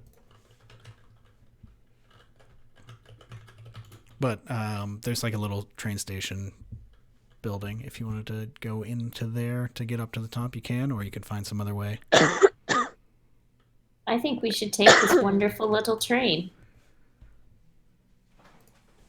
It's a great idea.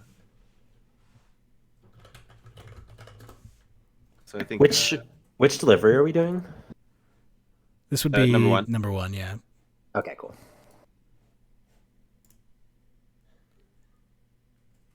I got a better picture of it. Roll in just a second.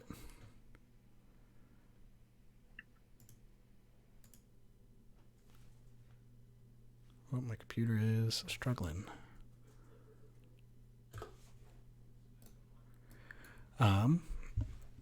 So yeah, there's a little train station. Oh, it's tiny, and there's somebody in there that like can basically sell you a ticket. Tickets 30 cents.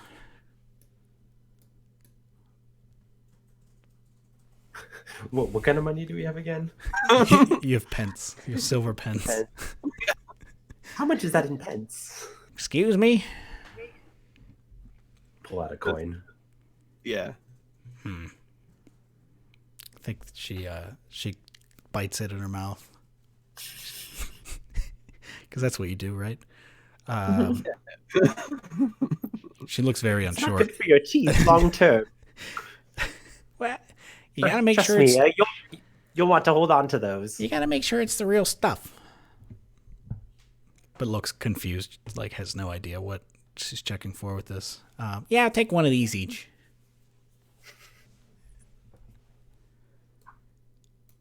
The next one's coming down in like, a couple of minutes.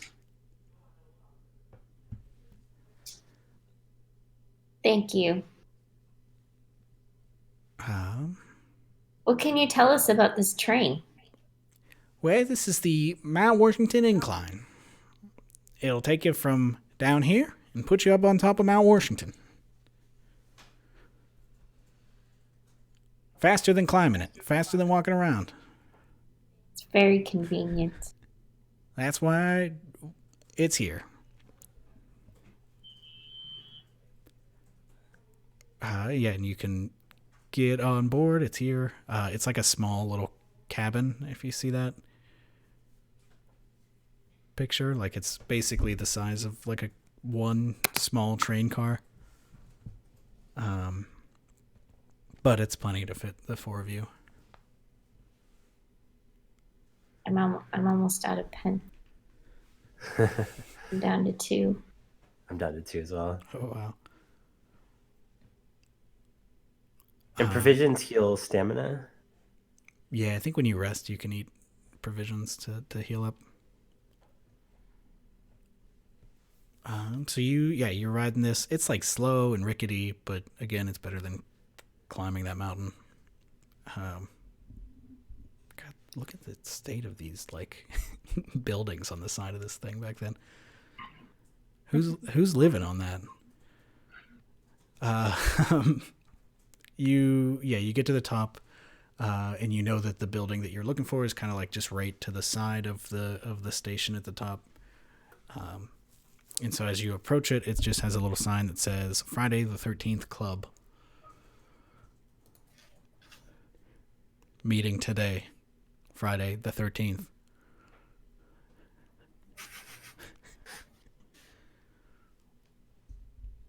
Does anybody know what this is?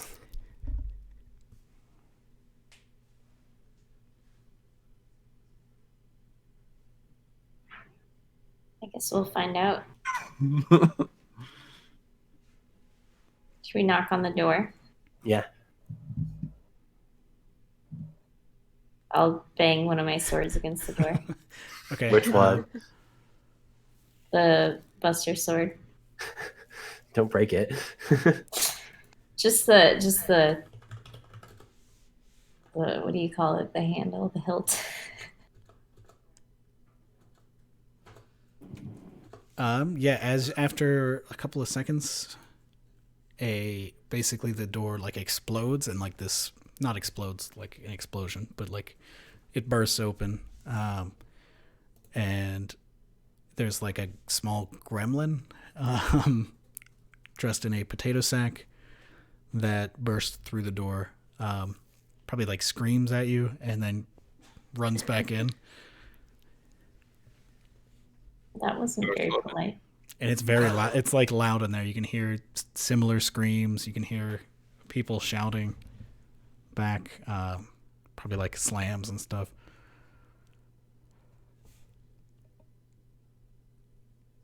Don't know what I expected, but this wasn't it. No. But Fran Oh, just yeah, like totally. starts striding in anyway. Yeah, you stride in and you see there's like 6 of these gremlins, and they're like pushing around 13 people that are, well, they're just kind of there. They're all wearing coats and like hats, similar to what you saw outside. We have a delivery. And they're like, "Oh, are you here to deliver help? Please. This is ridiculous." That guy's like holding his face. His nose is probably a little bloody from being punched. A person or a gremlin? That person, yeah. The gremlins are just shouting. Gremlining. What is going on here? One of the gremlins kind of runs at you and is going to try to like tackle you. Or like It's trying to fight with me? yeah. Okay. Do I have to roll? Well, what would you want to do? I will resist their aggression. Okay. So we could hop into like initiative order here if we wanted. Sure. Yeah, here, let me get that set up. One sword for each gremlin, so this is great. Yeah. All right. So the way initiative in this game works is I have this deck of cards. Basically, there are 2 for each of your names. There's 1 end of round, and then there's a bunch for the enemies, depending on how many enemies and what their initiative value is. And I'm going to draw one, and whoever's is revealed, it's their turn. They can do one thing. If you look in the handouts, there's that reference sheet. That's like the actions that you can do in combat, which are basically like just do anything. Yeah. So let's see who can go. And basically, whenever if we wanted to start, Kari, with like that opening salvo and then jump into it. Basically, how rolling in combat works is like both sides will roll 2d6 plus their skill plus their advanced skill, and whoever rolls higher will win, and that person will do the damage. So like even if you never get a turn here, you could still be the one that like ends the combat, because it's just whoever wins a roll gets to do the damage. So having a turn just gives you the opportunity to like dictate what happens. Okay. So with that said, yeah, if you want, how are you fighting? Are you using a sword here, or are Yeah, I'm just putting out a sword. Okay. So you'll probably Brandishing one of my swords, or 2. So you'll roll your Definitely draws a sword as Sword well. fighting. and then I'm gonna roll. So that actually was a failure, right? Because I rolled a both. Well, no. So you're my rolling skill. versus. So I'm also rolling. Oh, okay. So I rolled a 13. You would also add your sword fighting. So that's how it works whenever you're doing versus. So you got a 16. So you do indeed win. Oh, okay. So is this just what kind of sword is this? Probably one of the normal ones. One of the littler ones. Okay. Yeah.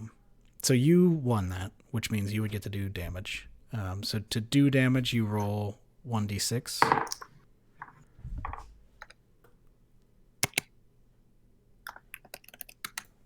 And then depending on the weapon that you're rolling, if you look at that weapon table. So that says 6.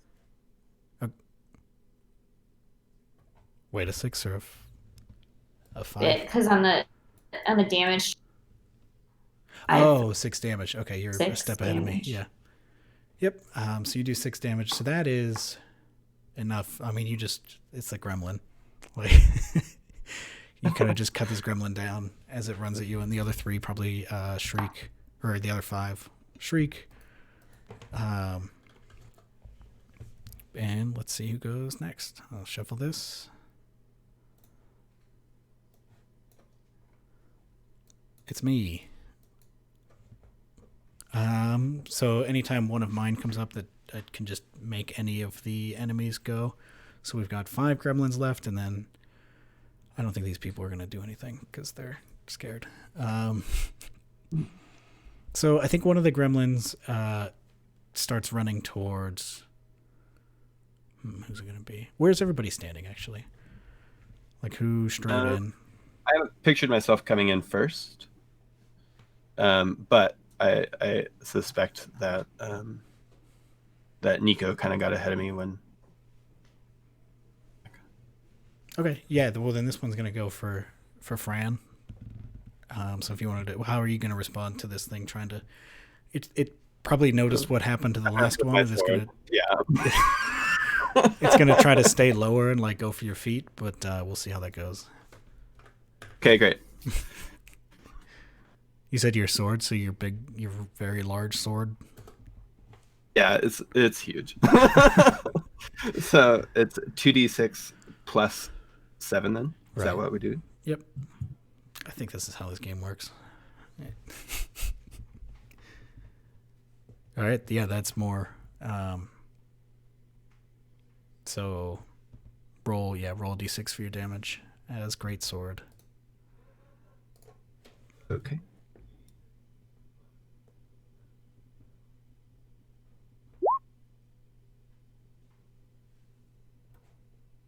What did you get? You got a 1. So 1 on a great sword is that's 2 damage. So maybe it's because it like was going lower. You just kind of like slapped it with the blunt edge of your sword.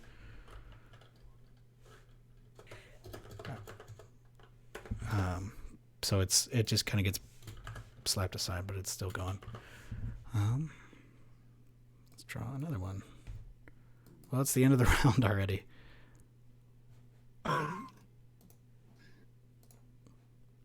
Just shuffle those. See. And deal another one. Okay, this is... We got the end of the round again.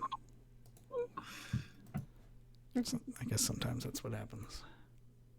Now, Weston, it's your turn. Okay. Yeah, So I think Yeah, you got the one you just slapped, and then you got like the other 4 still kind of harassing other people.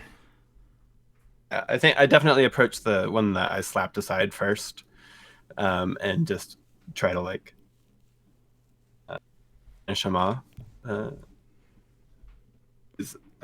Fran's kind of airy, but has no problem using the sword. Okay. Sure, yeah. Okay. So just roll again. Same roll. These gremlins can't. They just can't handle it. Probably because it got hit against that wall, and then yeah. So 3, it's gonna be great sword. That's plenty. Yeah. Oh wow, that scales fast for a great sword. So yeah, this thing is not. It's not a gremlin anymore.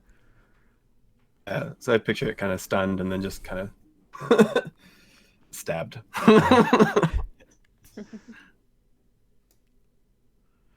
Okay, another one comes running. It probably tries to run past the two of you while you're doing all of that. Towards is Brant's. How do you Brant? Is mincemeat or Mum in front? Because that's the person that's getting charged. Probably Branson. Okay, Bransif. Yeah, then it's gonna try to hit you. Am I rolling against it? Yeah. So what would you do to this thing that's like charging and like leaping up at you?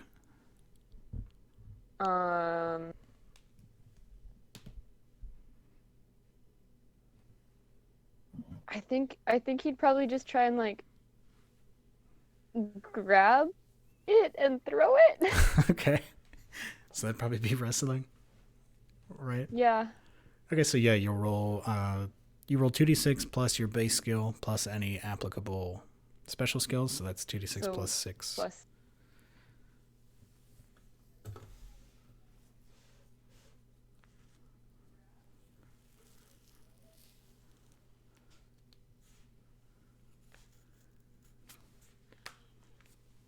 Ooh, okay.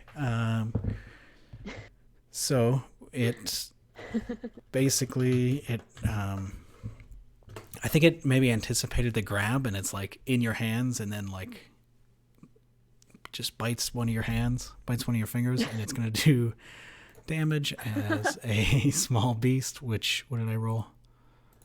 3. A 3. So that's 3. Just lose 3 stamina for that. We continue on as these gremlins. It's your turn now, Xander. Okay.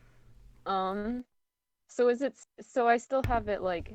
Yeah, it's like in your hands. Kind of trying to bite them. What sort of like furniture is in this room? It's like a lounge, so there are chairs, tables, a couple bookshelves.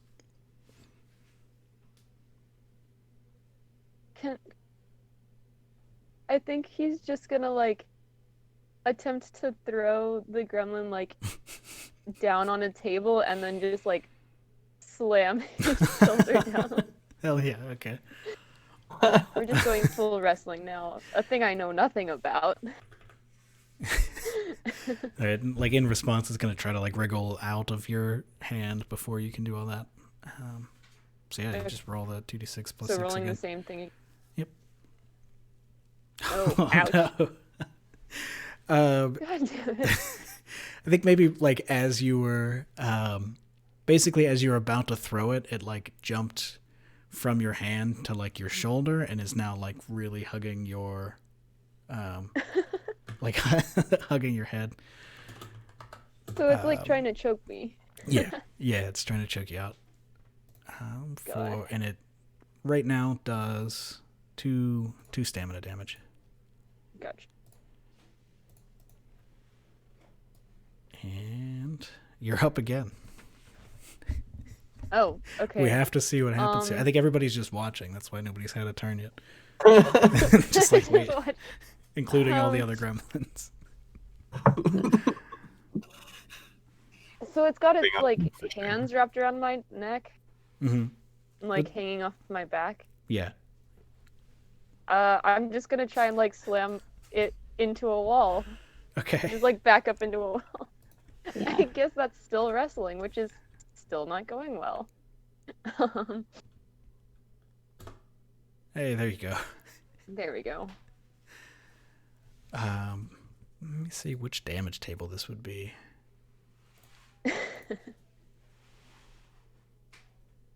Because it doesn't feel like unarmed doesn't feel quite right since this is like what you do. Yeah. Maybe this would be modest beast. When you're when you're wrestling, you count as a modest beast. I mean, he is a beefsteak. Beef.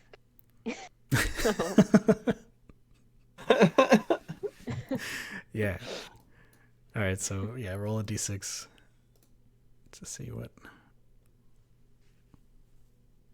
So a 4. A 4 means you do 8. So yeah, this thing cannot handle. Oh. I just squish it against the wall. Yeah, can't handle that. Oh. Let's see who is next. Devin, what's Mom up to? Are there any corpses in here? Well, there's 2 gremlin corpses at least. 3, 2. All right. I'm gonna turn a gremlin corpse into a friend. Okay, here we go. Is that how are you doing that? Right. I have a spell called Posthumous Vitality. Oh boy. The spell description is pretty great. It says necromancers, known for their social inadequacy, often find themselves having to make friends. The spell requires a fresh or at least whole and lubricated corpse. The wizard rolls 2d6 plus their posthumous vitality skill total and consults the following chart. Okay. So yeah, so you're gonna do the whole what's the cost on it? It's in parentheses. Oh, 5. Ouch. It's fine. So you're gonna spend that cost, and then you have to roll under your spell, which is 6. No, it's about beating a number on a chart. Well, let me look at it, because normally to cast a spell you have to roll under your spell skill. Oh. Let me see if this one has a special roll. So I have to do 2 rolls. Just Stamina's not down 2, 8. That's probably fine.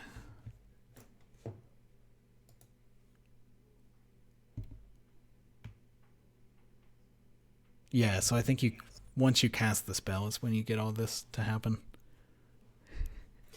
So wait, what do I do? Yeah, so you roll 2d6 and is that right? You have to get under 6. Because that would be Just brutal. seems- Because like yeah, there's it's so there's low. already ways to like make it Well, I not guess, work. actually, here's the thing. The other way is because spells you either try to roll under or it's a versus, so you're like trying to beat somebody. So, the what's it called? The gremlin maybe is still actually you could just do it, and then Well, roll 'cause the it- look, 2d6. it- Yeah, it- no, I it see what says- you're saying with the Okay, because plus their skill, so it's kind of built in. I see what you're saying here. Okay, so then plus. Yeah. oh no. The vitality is clumsily applied. Explode messily. A new one will need. I think I think what happens there is like that one explodes, and one of them just bolts out the front door. Doesn't want to be anywhere near this, and that makes like the what's that? She's a really bad necromancer. Yeah. So that means there are 2 left in here, unless somebody does something about the one that ran away. But Devin, it is your turn once more.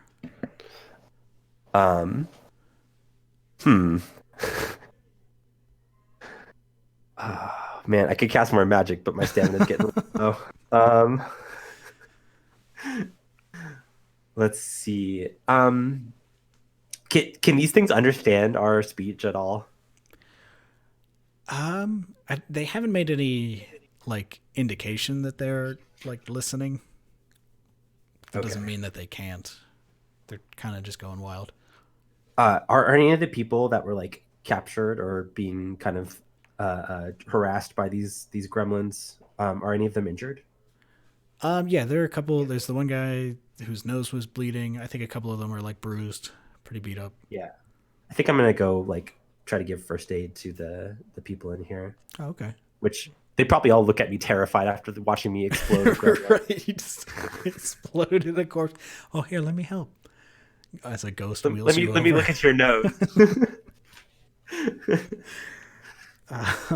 Okay. Yeah, you can do that. I don't know that you don't. This is like fair. They're not dying. So because you already have 7 healing, yeah. Okay, even there. Cool. So I do some good first aid. Yeah. While the battle rages. And who? Let's see. I'm trying to decide who this next one is going to run at because they're probably like afraid of all of you at this point. So maybe towards Nico, because they think that they know how to beat you now. Staying low, Okay. of course. I don't think they know how to beat you, but they do. I think I'm gonna pull out the Buster Sword now. Okay. I'm not getting the picture.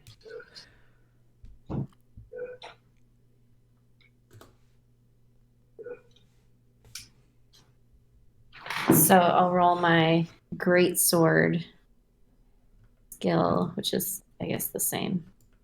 My regular sword skill, but Turns out you're just good at swords. yeah, Hey. 11.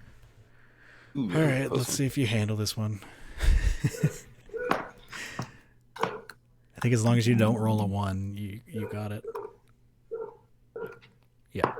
Oh, Just wow. wait, just 1d6. Oh, sorry. Yeah.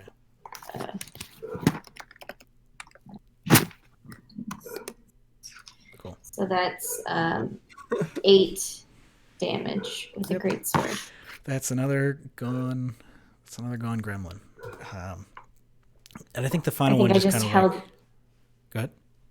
I think I just held the sword out, and ran into it, and just- it was over. Sword's just too big. Yeah. You can't dodge it. Yeah, the final one I think just face. kind of lays down. No, it doesn't lay down on the ground, but like puts its little hands up and doesn't. It's not going to try to attack at all. It's going to slowly inch towards the door. But if somebody wanted to not let it go to the door, you're fully welcome to. Say, halt, fiend.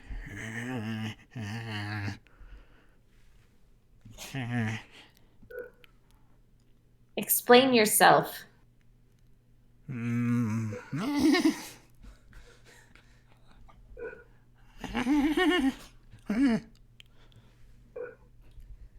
I don't think they speak the common tongue.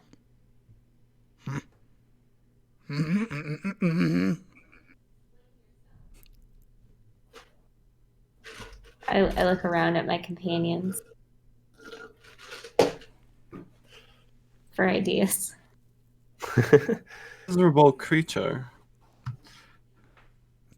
It's still like inching. I think Fran goes and like places themselves in front of the door, like kind of like with sword down, like, you know, hands resting on top, kind of an image, you know. Yeah. It's tall enough they can do it. Just like, Can I counsel these goblins? Oh yeah, maybe give them some relationship. Here you go. While you're counseling them, I can just be making them a nice meal. Maybe they're hangry. Oh, that's possible. Let's examine the dynamics here. What is causing all of you to be so angry and so hostile to your fellow creatures? I don't think it talks. Do you feel like since you're smaller that you need to overcompensate? I bet you're a lot more intelligent than people give you credit for.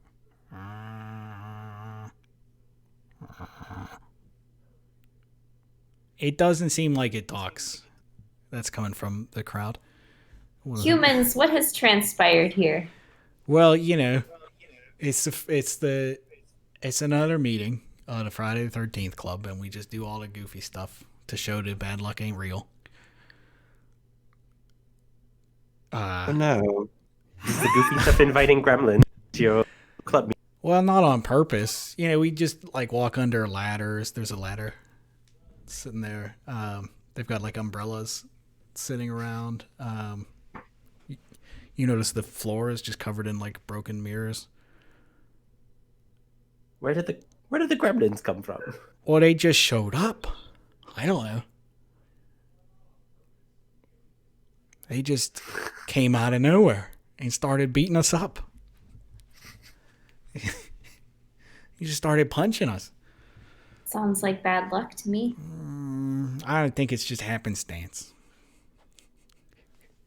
Can I pull a gremlin into my lap and try to like comfort it? And There is only the one left. yeah, but maybe you can, you know, carry the message to its friends.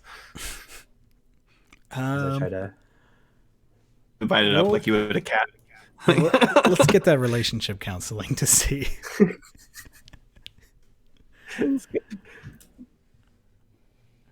Oh no, I'm whatever.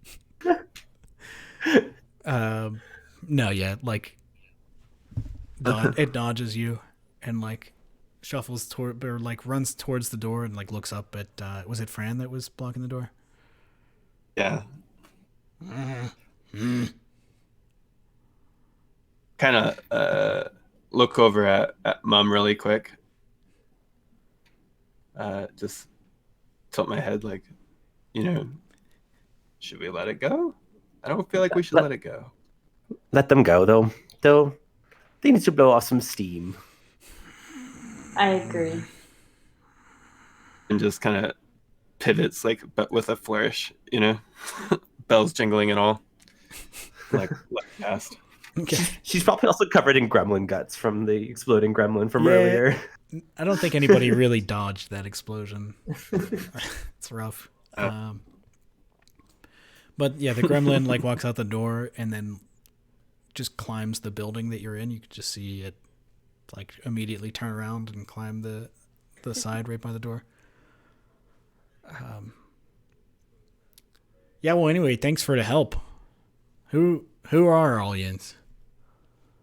We're delivering the post. Oh, Ian's filling in for Bristling Bridges. Indeed. Well, you know. We- Well, hand it over. I am... Who was this person again? I am Bartholomew. So that's probably who it's addressed to. You know. It's a real... I mean, I didn't think that it would ever come to somebody else delivering the packages. You have any idea what went on? No, do you? I don't know.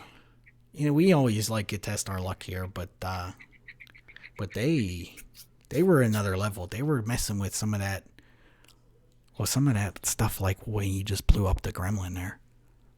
They were always trying to get some magic happening, which, you know, it's all well and good for Ians that came from over on the other side to do that stuff, but I don't know. I think they were trying to change something. They were trying to change themselves or something like that. I don't know.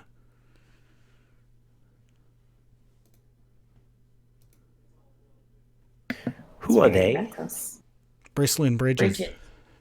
Ah, The former postal carrier.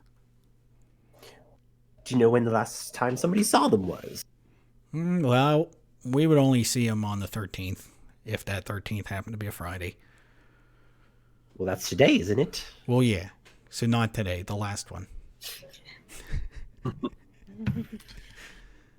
Well, we'll keep an eye out. Keep an eye out for yourselves, too. It's weird out there. Thank you. Thank you. Thank you. Thank you for the help. Everybody's thanking. Since that goblin blew up, is there a skull? Here's a good time to test luck to see if you happen to not explode it. Yeah. Ooh, I'm just going through my resources. Brings my luck down to ace.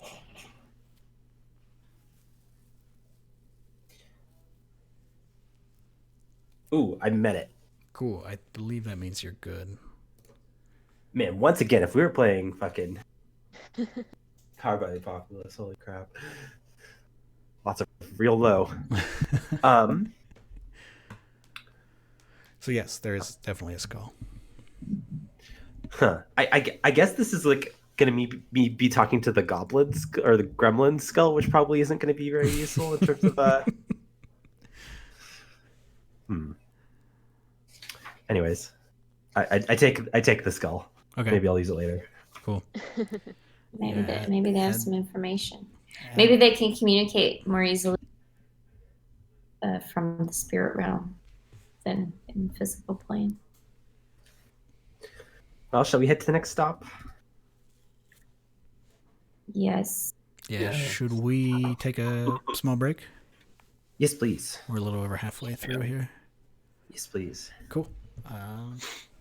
Take like 5-10 minute break. Be back in the chat. Okay.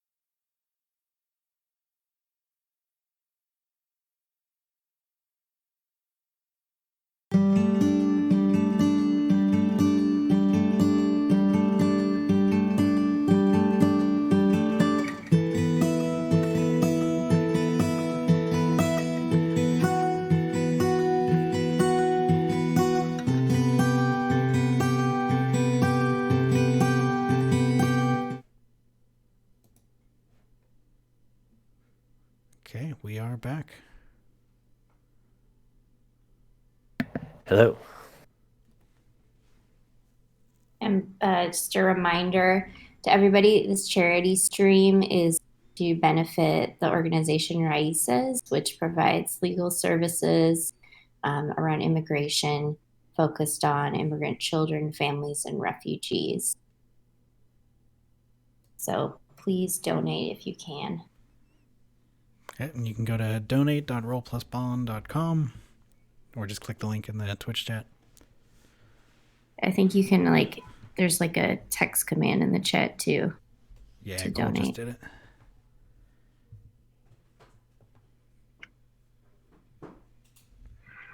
And I believe we're still waiting for Xander, so I can read whichever ones have come through.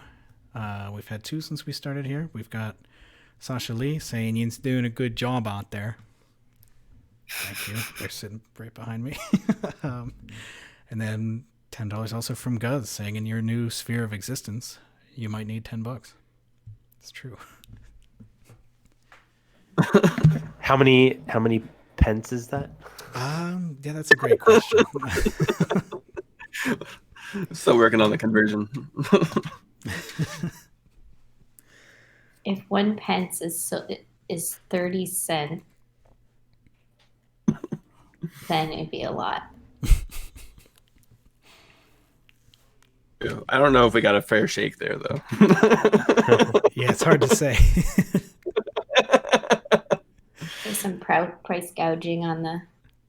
Yeah, sure, I'll take one of those. Hey, if you roll in with that funny money.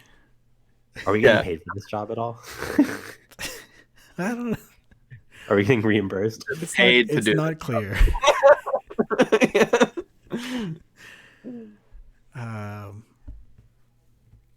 Okay, so looks like Xander has returned. Here's what we've done so far. Let me start crossing them off. You've delivered to Bartholomew Cosgrave in Mount Washington, Ringo Rongo, Harry Houdini. So you've handled 3 of 8 packages. You're currently still up in Mount Washington. All right, shall we head to the aviary?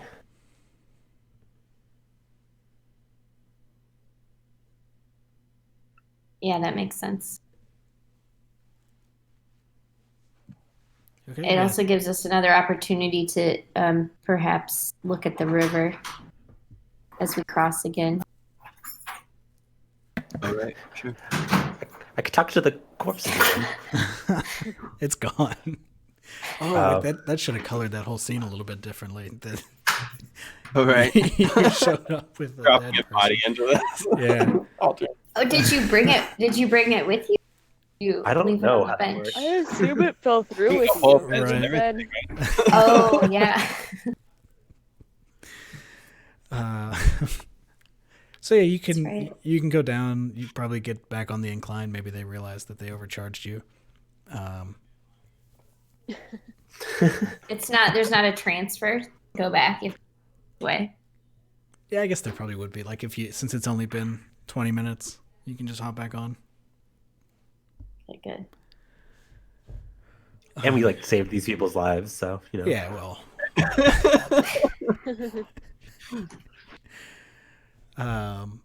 Yeah, so you can They go were gonna back get down punched to and death. cross the point bridge again. You said you wanted to look again in the Monongahela. Was there anything in particular? I just want to look again for the whale-like creature that Houdini mentioned. Can I roll awareness? Oh, sure. So that just barely makes it. Yeah. I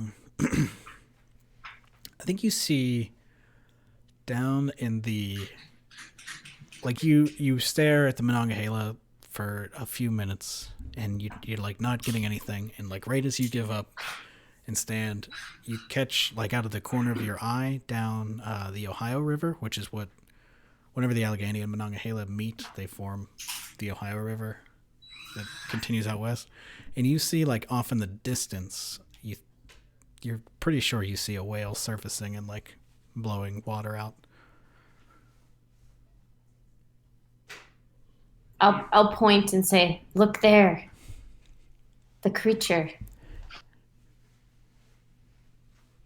Look not whalish in any way, or does it just look like what you would expect from a whale, but in a river? I mean, it's pretty far down, but, like, from here, it definitely looks mostly like a whale. Large, blowhole, How puff much of of water. the river is it taking up? A good portion. The Ohio is, like, fairly wide down there, but, like, definitely a lot of it is just filled with whale, as if it was a large boat. Perhaps now is the time to read Houdini's spell. Seems a little far away. I don't know how long magic works. Or is there a distance limit?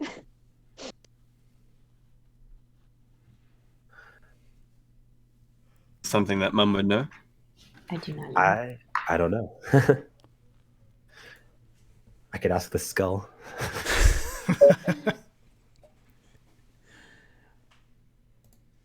Do you want to? I mean, if I was to ask one question to the skull, I'd want to know, like, what's going on with this whale. But I don't know if this deceased gremlin would know anything. Unless they're, like, you know, in some sort of weird ether space now where they're, like, able to access the, like, arcane forces.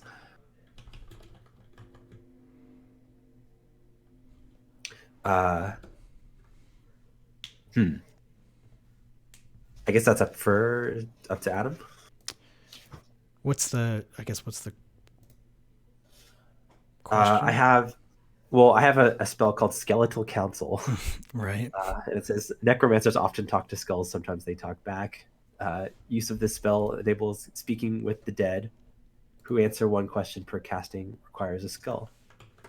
Oh, maybe I could. The skull's like a catalyst. It's not necessarily the skull is the entity that I'm talking to. Yeah, let's see. Let me reread it. You said skeletal council.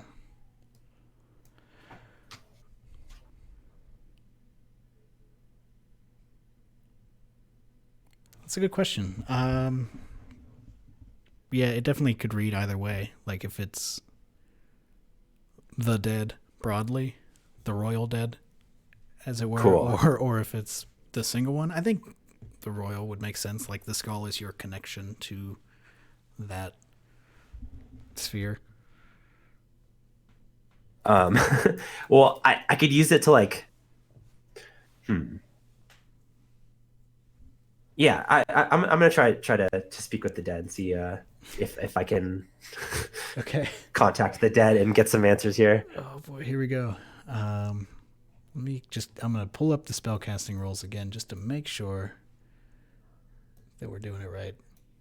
Because that other one, like, explicitly seemed to override how it works, but normally.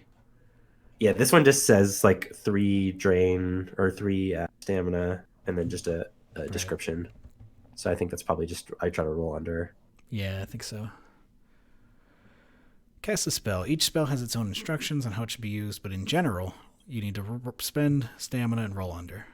So yeah. All right. I'll spend the stamina, which brings me down to 5. Jeez.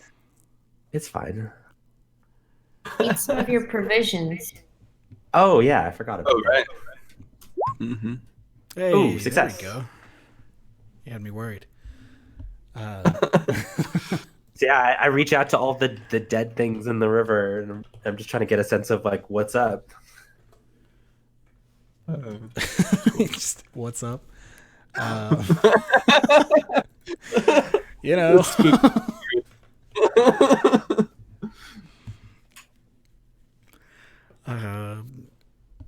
Answer one question per casting. Well, like, what's the question you're trying to get out of this? What's up?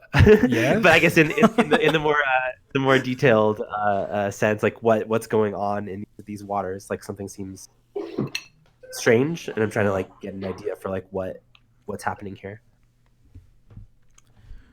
A new creature joined our ranks. The Mon whale lurks and is perhaps plotting something, but it is taking the energy from within these waters. So this is a hostile force. Not well. Yeah, it still kind of counts as the first question. They're happy to engage. Not hostile, just consumptive. Do you know if there's anything that could be done about it? I guess that's a second question. One at a time. Can I at least ask your name? The dead have no names in these rivers. We just are. I mean, the people that loved you in life probably remember your names.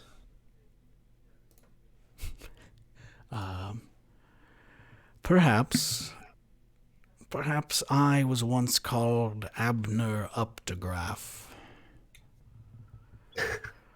But that was another quite a name. day. Well, love compatriots must move on. There's some birds we need to see. Have a wonderful day. Yeah, there you go. Do you just so you can get to the North Shore there by either walking back, like to where those three bridges are, or you can cross where you see the Manchester Bridge.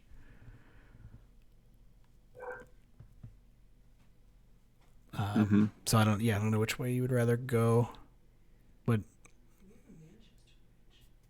it would be kind of it's a far walk either way, but it is walkable.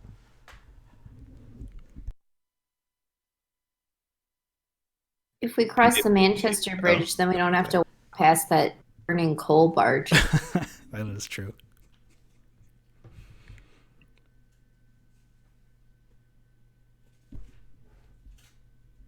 It's greener over there, though.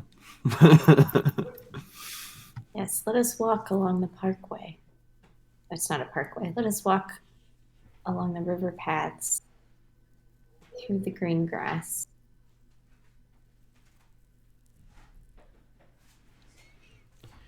So that sounds good to me, too.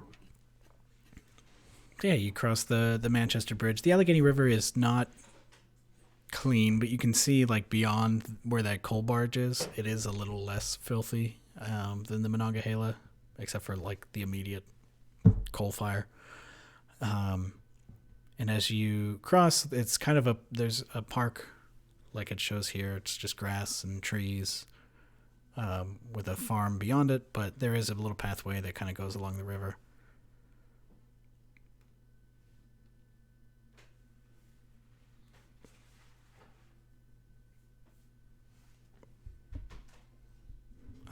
And as assuming you follow it, you kind of come up into where like the streets start happening again, and you can't help but notice that it's like there are cars here that they're like 1950s cars.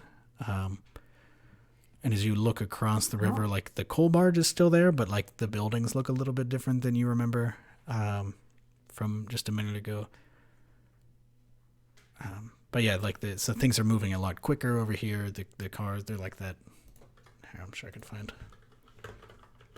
1950s car. Yeah, just like that with the weird lighting. Just a second. This is good radio. Googling cars. On a different screen.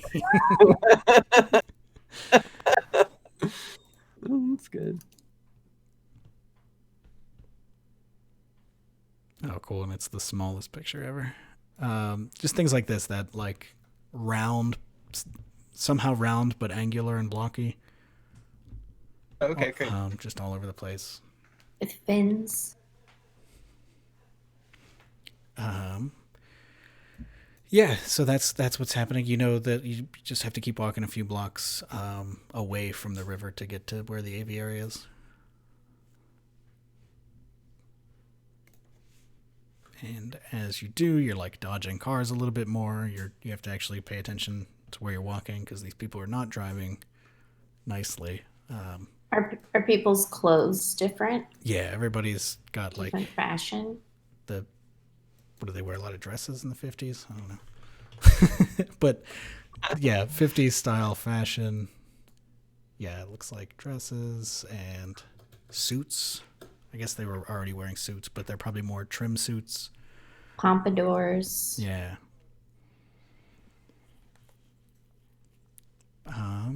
Teased hair. It's very unusual.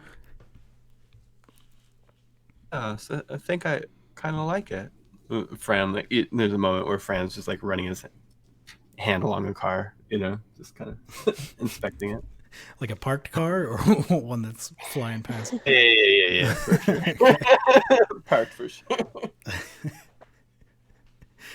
Okay.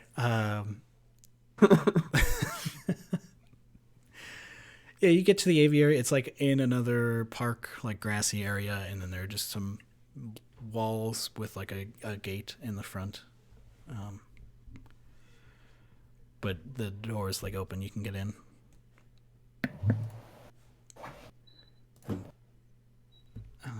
Inside is a tall woman with darker skin. She's wearing a long, stylish coat. And she says, "Greetings. The name is Agnes Tilly. I take it you're the replacement delivery team. Well, it's about time you're here because..." Correct. Okay, good. Why are there 4 of you before I continue? What?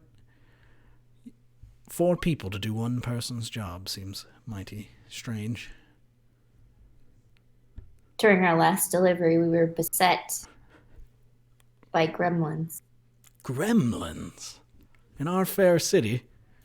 It's not an easy job, my good lady. That's fair. I suppose I don't know the intricacies of post. Do you know what fate befell our predecessor, Bridges? We do not. Neither do we. Oh, I thought it was story time. Shame.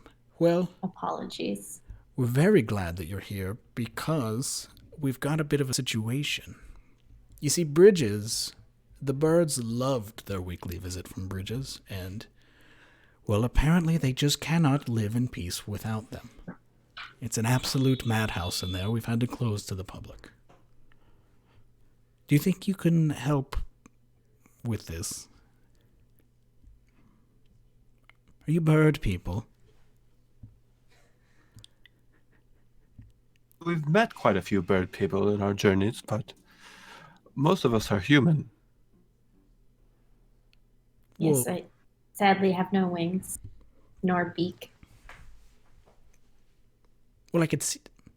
Yeah, I can see that you're not bird people, but are you bird people? Do you like birds? Do you get on with birds? Oh, sure, yes. Well, why didn't you say so in the first place? Well, I did. It's a common turn of phrase. Anyhow, and she walks you through a set of doors, and there's a lot of bird sounds, owls and hawks and parrots shouting. They're in like larger enclosures and cages and stuff, for the most part, and yeah, it's just a mess. Does anybody have anything that they would do upon seeing all this, or just walking through? Because she's good. She just keeps walking. Say, greetings, birds.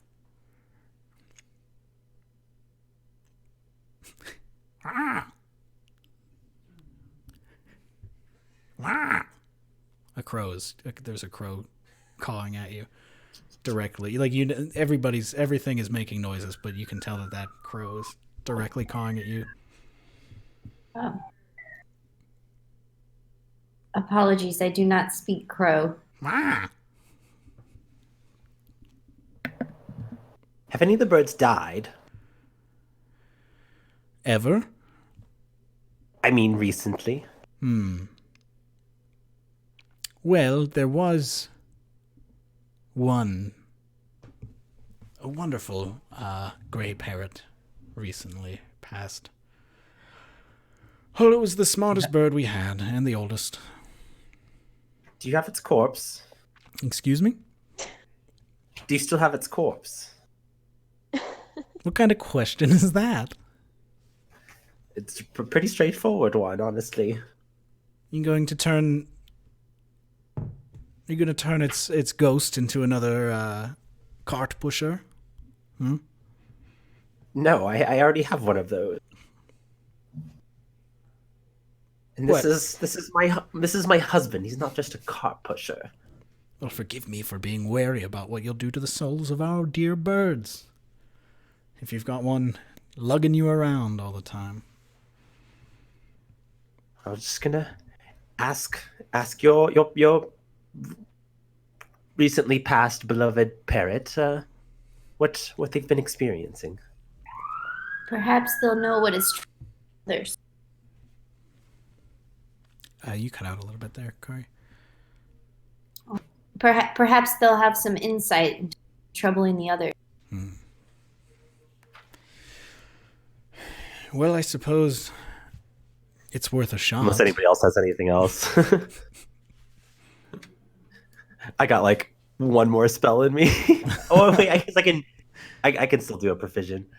You could eat some snacks. Yeah, Granny's gonna need to bulk up after this. Carbo load for more spellcasting. Fran looks around for like some like bird seed or whatever, and like if they find some, just like holds it up in their hand.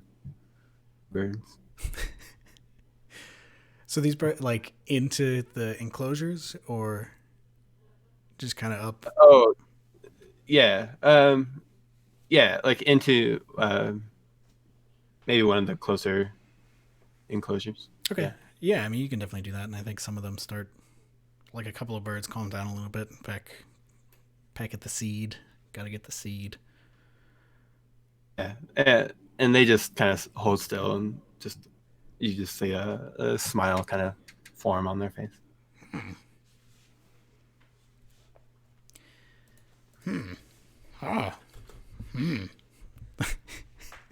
Sorry. It's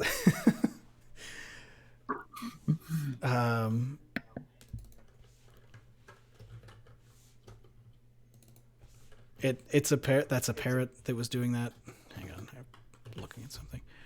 Okay. And then it kind of just looks up at you and does a large parrot sound, which is just a scream. They just scream. I'm imagining a cockatoo, if you know, like the big white ones with the goofy yellow crests. Okay, yeah. And horrible voices. Yeah, it just screams, and then it screams, 100 skips of rope, 100 cups of joe, jump and drink, change them back. Oh.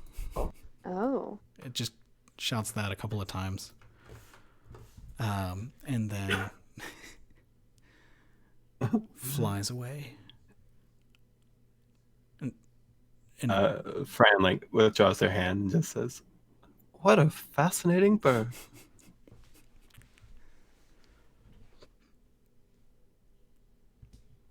Well, should we do what the bird suggests?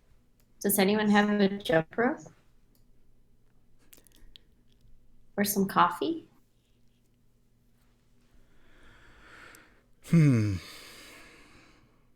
you want coffee? We could get some coffee. 100 cups of coffee might be a bit much, but we can bring you each one if you think it'll help the birds. When they said change them back, who is them? Yes, that's the curious part to me too. Is it bridges again? Do you think? Does seem to be coming back to that, doesn't it? Do you want to make sure I use this scroll at the right time? Is Bridges the Back- whale? Figure out what they've been turned into. Oh. Excuse me? Have you seen a whale in the river of late? I thought you were just going to stop there. Have you seen one? A whale in the river?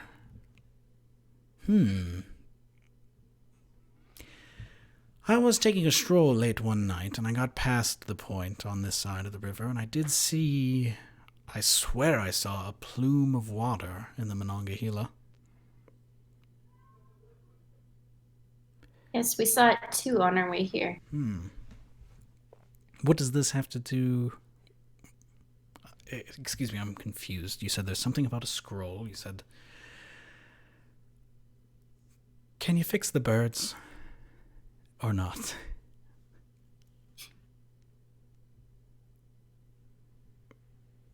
What exactly is wrong with the birds? Do we know? Well, they're just out of control. They're shouting and... Agitated, yeah. Yeah. Yeah, I can ask this ghost bird what's up. You don't have to endanger yourself. I mean, she will have made a bunch of friends. I'm gonna roll You're doing to it. cast torpor. Torpor. Okay. So I'm gonna like go dead basically. Oh my god. But what I imagine is that like she looks like she just like kind of dies, like her pulse goes away, but she like dies in a position to like hold her hand out, like the what do they call it? Like falconry, like when you hold your hand out to like have the land on it. Yeah. She does that to try to like get the ghost bird to land on her hand. And I did bad. Oh, it's big. So does that mean I need to roll on the oops table? This is an oops. Oh, jeez. That's 2d6, right? Yeah. And then put them together. 1, 3. 13. What the fuck? A shoal of herring and the water they previously swam in appear above the wizard, soaking everyone. Do any of these birds eat fish? Yeah. I think, Yeah. like a lot of them probably. Which ones are A herring? tasty snack. Herring are... Oh yeah, that's like a fish. Like a standard fish is what a herring is.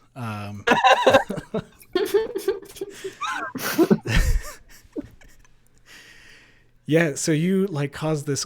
You're trying to talk to the dead in the area and like be empathize with them, and all you get is this need for fish. They haven't had fish. They've been here eating seeds. Seeds nice, but like it's not enough.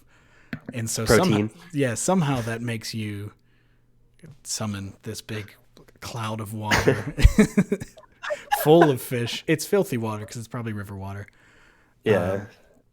And it just dumps in here, and the birds all they lose it, but in a different way. Like they're just climbing in. Everybody's grabbing one. And Agnes looks at you and goes, "Well, that's one way to handle it." Do you have any towels? I suspect we'll all need one. And yeah, I think she leads you back to the thing or back to the office, pulls out a few towels because everybody's wet. Right? It does specify everybody. Yeah. Very specific. All the birds, all the people, everybody's wet. There's a ton of fish. But the birds stopped screaming. Love to turn a failure into a success.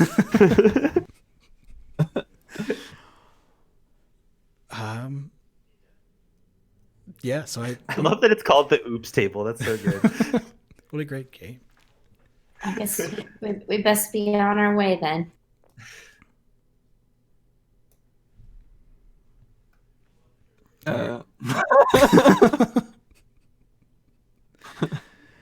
Okay. Yeah, where to next? We delivered our package, right? Yeah, I think you gave it at the beginning. What's going on? Should we go to Adam's house next? Across the maybe cross the 16th Street Bridge? Is that the closest one to us? I think because we already, yeah. Oh wait, no. Sorry, Primanti Brothers, and then we should go to Adams after that. Okay. Yeah, that one's a little further. That's probably about like maybe 2 miles. So you could continue walking, or you could like hail a cab. Can I take a rest and eat some provisions? Oh sure, if you want to like have a picnic. Maybe in like this lovely. Is this a farm here? We need to take a break as we're drying off, anyways. Yeah, we can get that like the green areas. You are in a farm / green area. I think that's totally a good place to rest up. How does it work? Good question.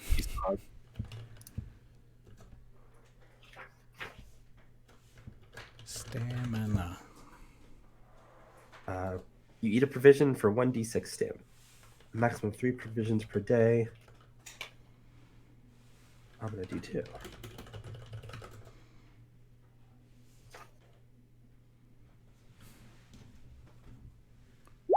This is very like D&D. Ooh, ouch. I'm gonna do all 3 then. Grandma needs big meal. some protein. Has anybody else? Nobody else has lost stamina, huh? Well, I guess there was. I Got have. nibbled on, but I think Somebody that got was bit. All right, I get 8 back. back to double digits. Yeah, I need some more fuel to get some more oops. That oops table is wild. Yeah. At least I didn't They kind of die this time. Right, that could have gone a lot worse. Yeah, summoning fish is like the best possible outcome. One of them says all weapons in the vicinity turn into flowers. That would be really bad.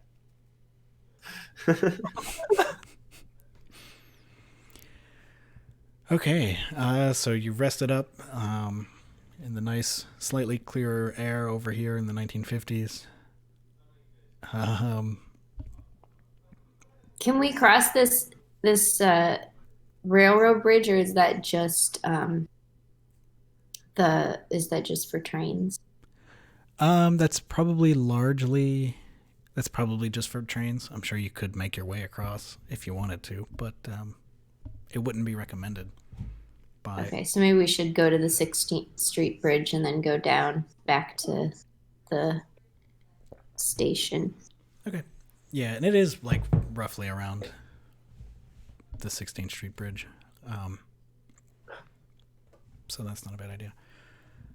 Is this are you walking or just again for flavor purposes? Do we have other means of transport? I've seen like a couple of cabs.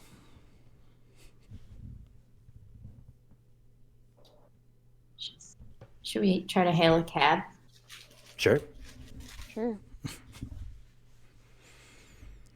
Okay. Yeah, I think you can probably do that with little to no difficulty. You get in, the cabbie's driving, like, oh, sure are a lot of you. You can, well, you could put your chair in the trunk, or if you got another option, go for it.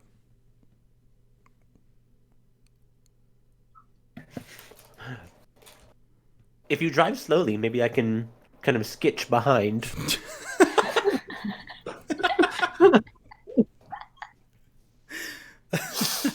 She's holding like a- on to the tailpipe, Well, I'm the afraid bumper. that seems like a terrible idea to me. I don't. I suppose it's up to you. Would I have to roll to sketch? I don't. Would you? What would that even be? Luck. Yeah. Yeah. If that's what you want to do.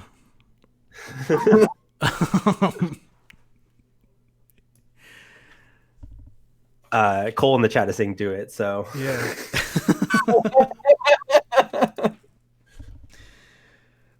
Test your luck. and it went bad. Yeah, it did. Get a block. Everybody in the car, you realize that Mom, you like are about to turn onto the 16th Street Bridge, and you realize that Mom's just not holding on back there anymore.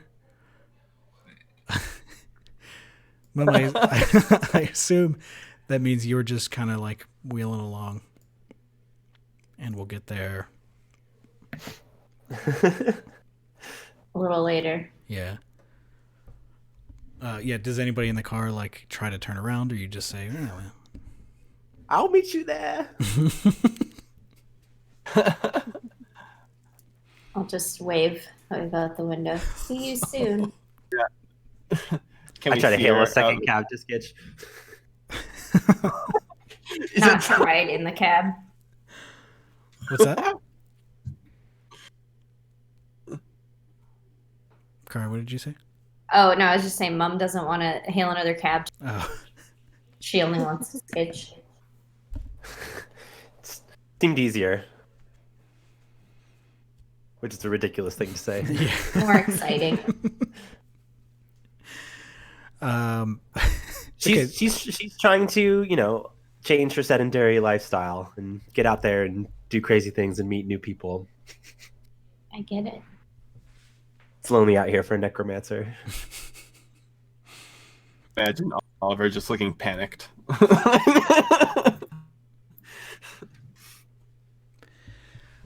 So you She sketches onto what are those like bike transport things called, like a rickshaw. oh, okay. She sketches onto one of those. That seems safer. Yeah, that'd probably be a better A petty idea. cab. Yeah, Yeah. a little slower, a little more security. But yeah, I'll probably show up like once you guys are already talking to this next person on the list. Okay. So yeah, you get there. You get to the Permani Brothers. It is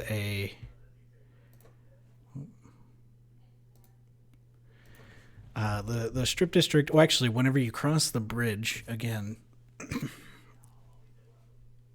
without you noticing it, it's like you're back, like 60 years, 70 years, 80 years.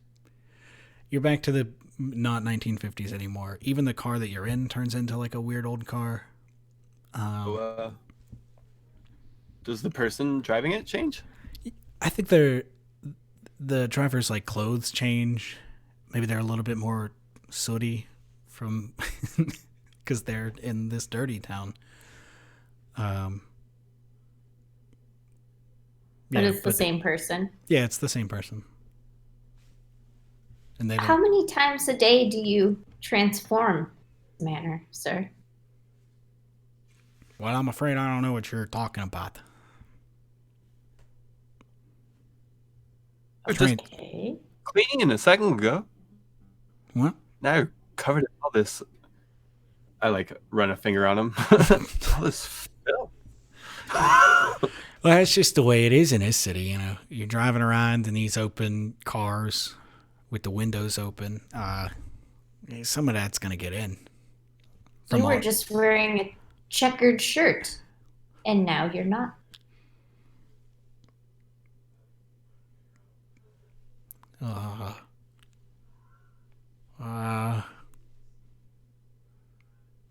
What happened? Oh, you're right. Hey, wait a minute. Something funny's going on here. Is this you? What did Jins do? We didn't do Nope. anything. What? Side of the bridge do you live on? Well, I live over in the north side there, but kind of on the edge of one of them farms. I just never noticed. I didn't. What did I go back in time? What did I? What happened to my car? What gens do? This don't happen. It just happened. This don't happen. This doesn't happen. It doesn't happen this way. I never noticed this. Oh, maybe I'll drop yins off at the end on the street here and go back. Hopefully it'll fix itself. Best of luck. Thank you. Thanks you. Could you pay, please? Except herring. Fran just pulls out a couple of fish. What are them river fish? I ain't eating that. I have Where'd you get silver pence. Pure silver. silver pence? That sounds pretty cool. How about two silver pence? Final offer, or $2. Yes, here you are. I hand him 2 silver pence. Thank you very much. I hope you have a nice day in that. I hope that I go back home properly when I cross the bridge without you. All right, Best of bye. luck. Thank you. Bye. I just pat him back. Yeah. Okay, great. Thank you. Farewell. Honk, honk. He honks the car. And it's like a crappy old honk. I think they sounded worse back then, right? Probably. Well, in this world they did. Yeah, you the strip district greets you with like a bustling market scene. You see a train being unloaded in this like large like train station building. It's just full of like fruits and vegetables from nearby farms. There's a lot of people walking around. It seems for some reason like everybody's eating cotton candy. But you can find your way to Permani Brothers. It is a small building tucked amongst some of these warehouses with a door in one of the side alleys.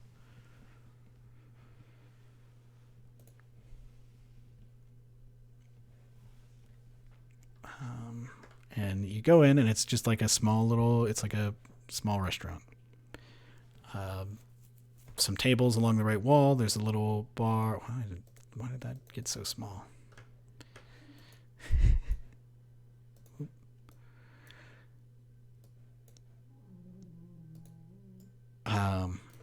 Yeah, you've got a menu of the sandwiches, and somebody is standing behind the bar, and she goes, "Oh, Ian's the new delivery. You got my package?"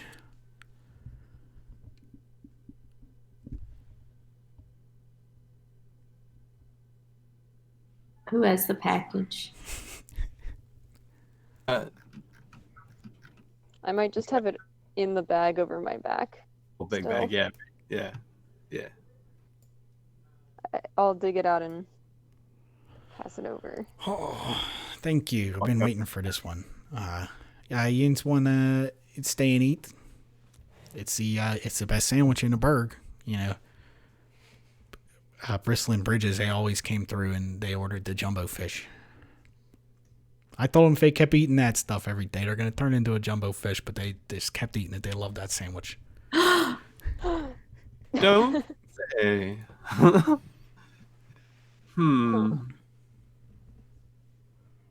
Indeed. Yeah. Well, we should sit and wait for Mom. Yes. Wait, we might as well have a sandwich.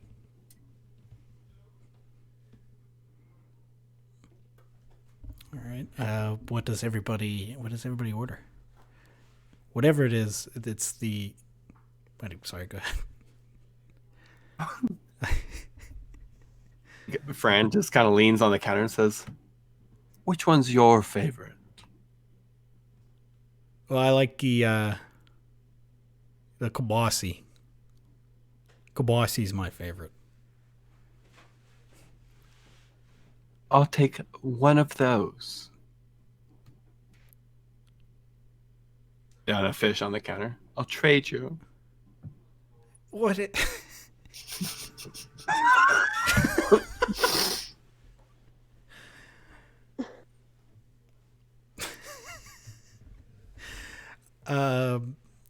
what am I supposed to do with this?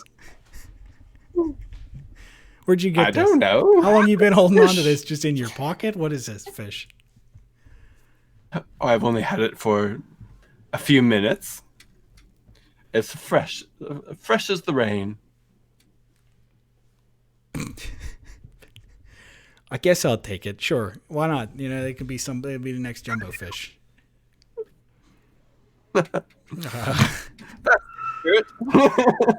Does anybody else want a sandwich? And it's one of those situations where like the grill's right there, so they get to work on the kibasi sandwich. They put a handful of fries in the fryer. I would love an order of fries. Well, of course. Put some more fries.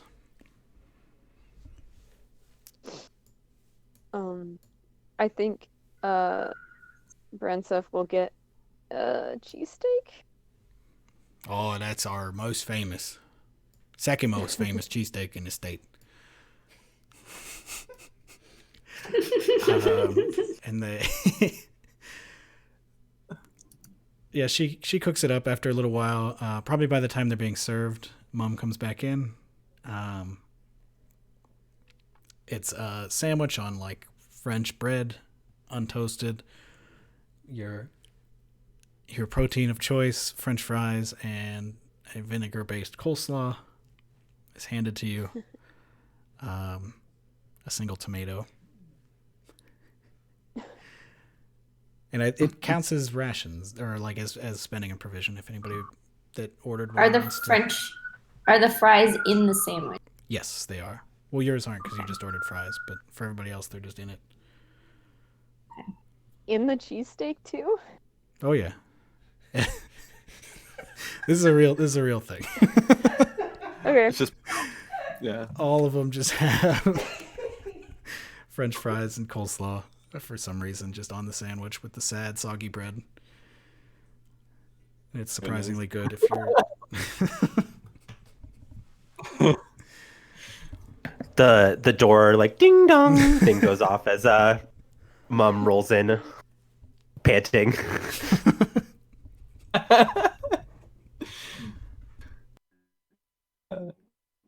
Fran stands up and like moves the chair out of the way from the table so that Mom can roll up. Are we about ready to go? What would you like to order a sandwich? I'm okay. I just ate so carb much. loaded up. Oh, of course. Have the best fries here. You must try one. I imagine she had some like weird, like dense bran muffins that she baked that were like, they're like tiny, but they're like 800 calories each.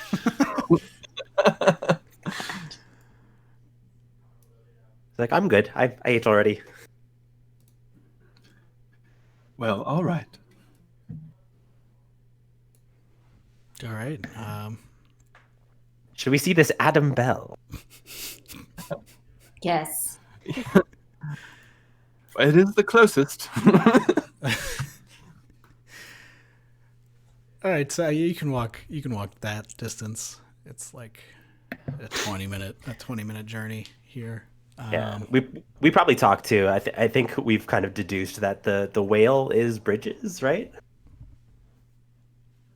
I think we fill yeah. you in. Yeah, we fill you in about the jumbo fish. Yeah. Yeah.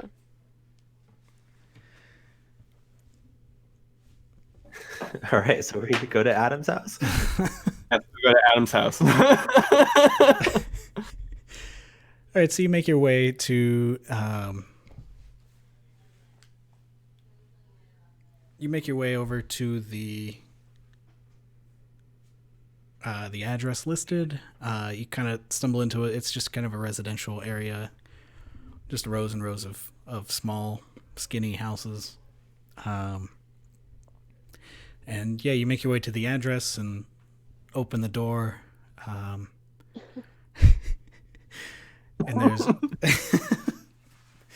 there's a staircase in the front of the door, and you can go up and you know which door to go to.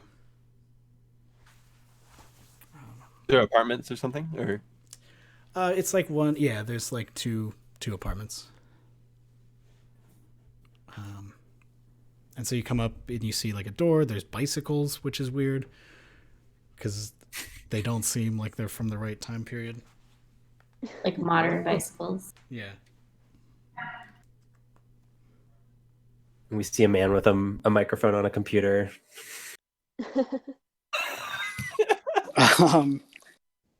Will you?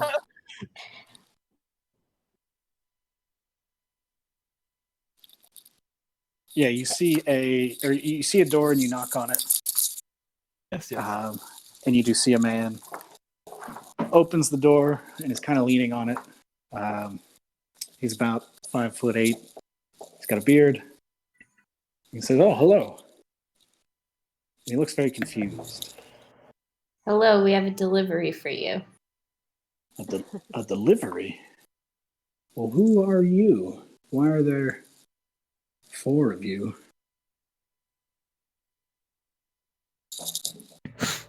And he edges out. And what was that? Times are strange. The mail isn't what it used to be. Very strange indeed. He grabs the package from you. And then he freezes a little bit. And stares directly at Mom and says, "You could still save them. Enter and use the gift from the man of magic. But you must enter first." Enter where? And he kind of freaks out and closes the door. And you hear him lock it.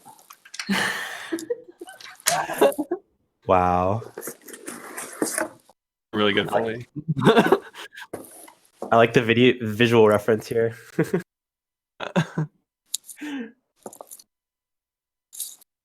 All right, bye, Adam. Do you think we're... Okay. That was very unsettling. And you've delivered the package. Okay.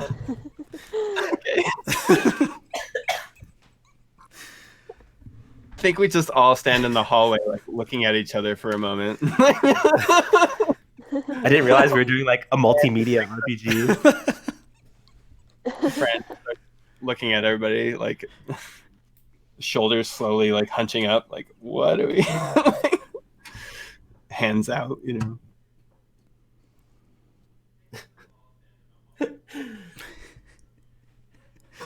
Well, like, I guess we need to... I guess we should make the next delivery. Yeah, we'll figure out where we're supposed to go in later. I don't know.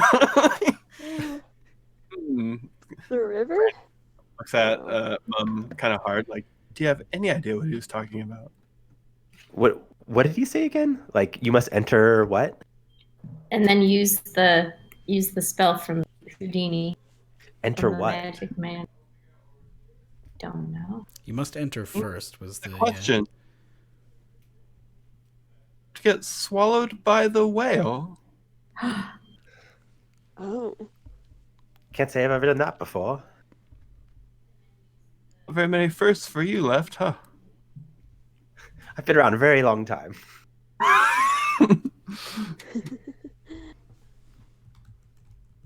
Well, should we deliver these other 2 packages? Yes. See what has become of our predecessor. Let us travel to Hollinsworth's. Yes, that seems like the best next move. Yeah, and in the interest of time, we'll just skip forward to you being there because it's almost 3:30. Which actually, does anybody need like a quick 5-minute break? I'm okay. I'm solid. Like that. I'm gonna step away for like 1 minute, but I'll be right back. Okay. Go ahead and continue though. Okay, sure. I'm just gonna take a sip of water.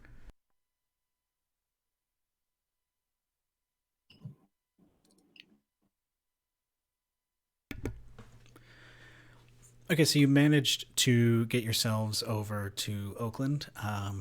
It's much hillier than anything else that you've done. Well, I guess besides Mount Washington, than anything else you've done. You had to go up and down a bunch of hills, and all the houses are on weird hills here.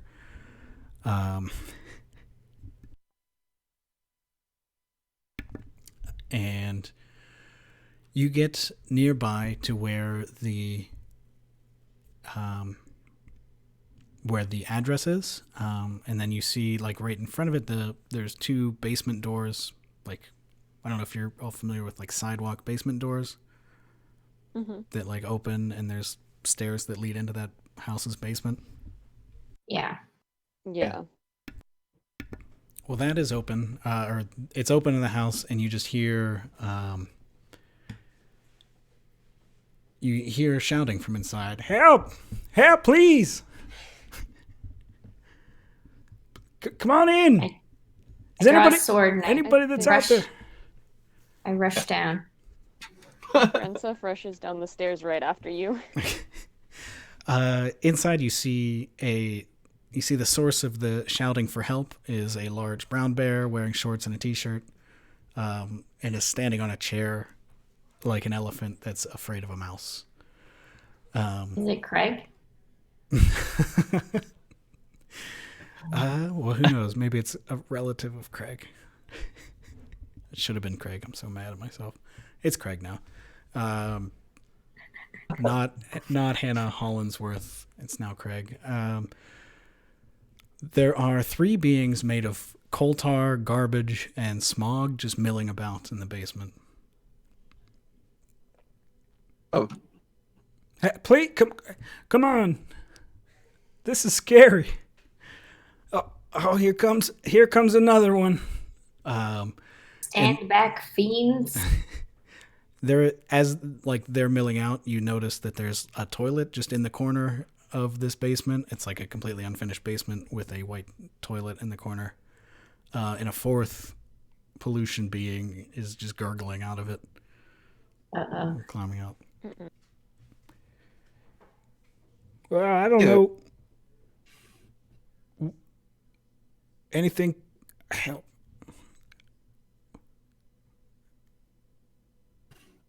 What do you do? I have a mortuary science skill. Does that mean I could probably understand the chemistry of these? Sure. Yeah. Yeah, why not?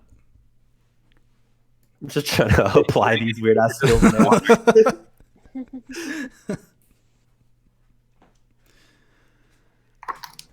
Ooh, I know a lot about these things. Yeah, so what were you trying to learn exactly? I'm like trying to like learn what they're made of and like what they're vulnerable to.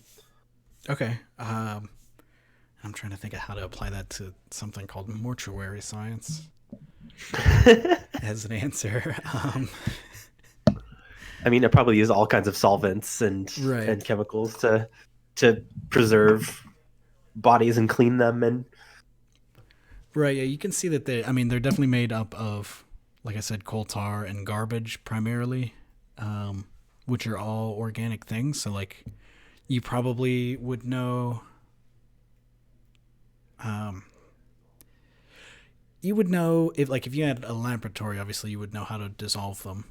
But in this case, what do you actually have? Well, they're probably pretty flammable.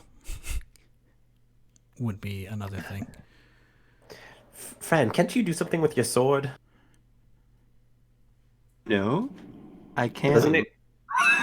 Isn't it flaming? It sure can be. Yes. Here we go. And I think like they hold it, and there's like a little switch, like a little button like you have on a grill. Like click it a few times. Like you have to set it to ignite mode, and then you can set the. Just give it a second. Any minute now. Click, click, click. Yeah, it ignites. Oh my god! Like you Stand back, citizen. Don't burn down my house. Okay. That's a good Well, point. we have a priority of concerns here. We'll address one, and then we'll address the other, and then I think I go in. Okay. Yeah, we can probably, if you're fighting these, we can probably start the initiative, and then you just roll yours. Just roll your like attack now. That's the 2d6 plus 7.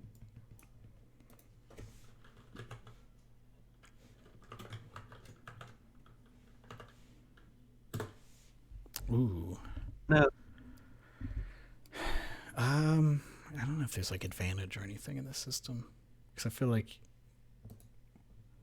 we'll just give you like a +1. I mean, it doesn't help in this case, but for the fire, I feel like you should get at least something. Doesn't help. Maybe it does like extra damage. Yeah, that could do it. Bumps up a damage level. But in this case, they like jump around.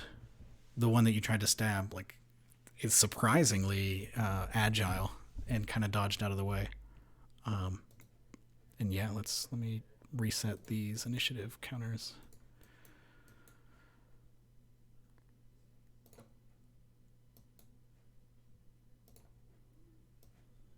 Gotta get rid of a couple of them.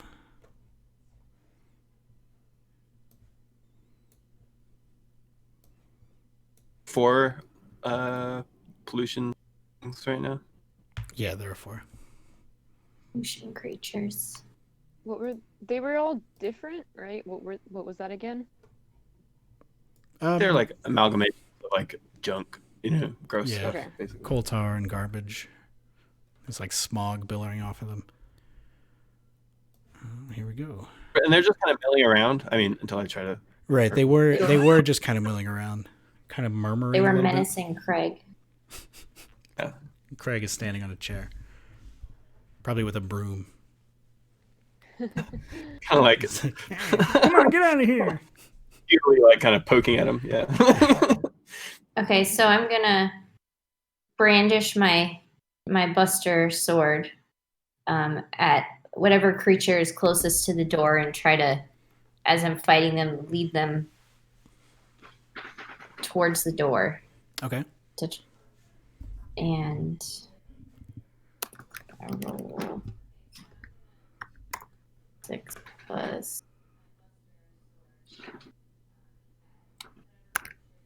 6. Ooh. It's a 10. Oh. It's a tough Oh, garbage construct. a bad time. Yeah, so I think all this they have not swung at anybody yet. So they haven't done any damage, but it's just another like surprising quickness. And then the 4 of them are like bobbing, and they're all looking at the 4 of you. And you kind of hear them just, I don't know, what are they grunting? There's like grunts coming from somewhere in them. But let's see whose turn is next. What's Mum doing? I'm not really a combat character. I guess I do. If I wanted to throw a knife, what would that involve? Well, there is where'd it go? The shoot someone move. So you would just roll versus an appropriate evasive skill. I mean, I could try to like counsel these ooze people too. Could you use your sneak if you like? Oh, good if you idea. sneak attack. Yeah, I want to get in position for a Okay. sneak attack. Okay.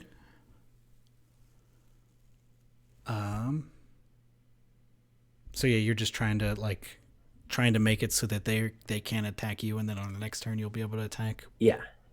without being hit. Ooh, Or succeeded is that what I too. mean?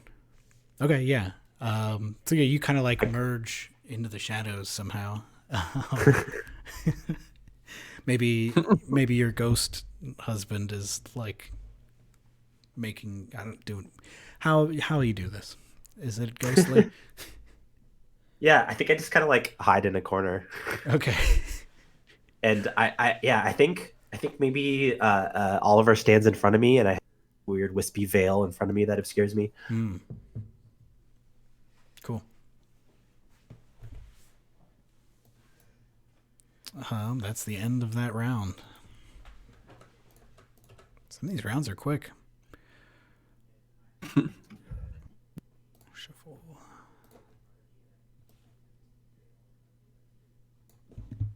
Kari, you're up. All right, I'm going to give it another try with the great sword.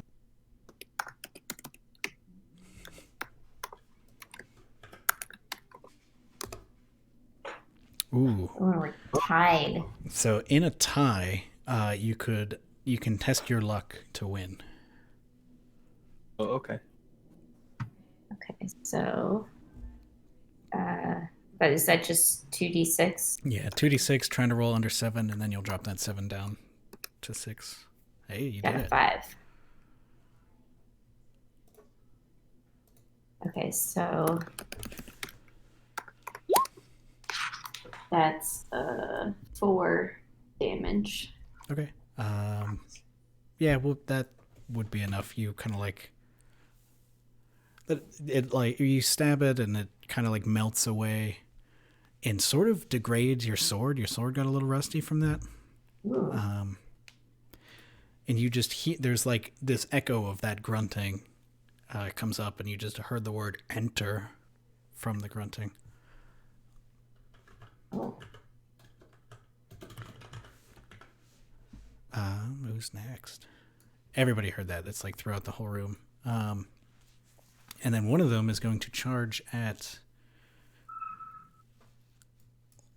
let's say, Fran. Yeah, Fran with the one that you hit, or tried to hit with the flaming sword is going to finally actually come in for like a big punch. They kind of like gather all the garbage in their hand. Okay. And try to punch.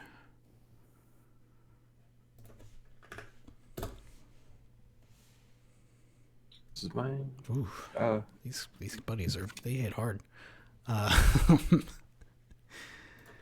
see. So that is going to be. Ooh. Where did the weapon table go? This is 3 damage, okay. and you've got. I have armor, so Okay, yeah, you have some sort of armor. Yeah. All right, we're trying to pick up the pace here, just because we're running out of time. Devin. I'm gonna sneak attack. All right. What do I do? Maybe just roll your sneak again. I think as an attack. wheelchair lady doing sneak attack. So yeah, do So good. the d6 plus. 2d6. Yeah, and because you kind of did the aim move, we're playing a little fast and loose with the rules here, but roll twice, and pick the better roll. Both of them are over. Well, you are rolling against, so you're adding your 6. Oh, okay. I think I might adjust these stats, actually. I think they're too high. I'm just going to pretend it's Very +6. strong garbage monsters. Yeah, they're stronger garbage monsters than I wanted them to be. So I'm going to adjust it on the fly here. And say it's actually +6. So you could, if you wanted, test your luck to beat them, which is Lost terrifying. some of their mass trying to fight us. Yeah, Makes there you sense. go. Ooh, just got it. Yeah. All right, So, so yeah, roll right? damage for that. How do I do that? Or Just knife? roll a d6, and then a knife is mostly 2 damage, but that's fine. I did not give them much health. So a 4 on a knife is 2 damage, but yeah, that'll be enough. The knife kind of like melds into it, so you are gonna lose this knife for now, but it like something about the way you put the knife in there melts this garbage person down.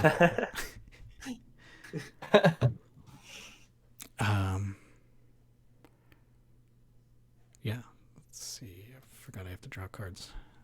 Xander, what is I can never say Bransive mincemeat. Such a good name. I think this they're gonna try and whichever one's like closest to N, they're gonna just try and like dump the lantern oil he's got on one of them. Okay. I think you could probably just do that because they're I guess they're quick. Or are you getting close to do that? Because then that'll just color what they do on their next turn. Yeah, I assume so. Okay. Yeah. I think that's just doable. And by the way, whenever you killed that last one, the word "where" came out. WHERE throughout the room. Now it's my turn. So yeah, that one that's right by Bransif is gonna make a swing.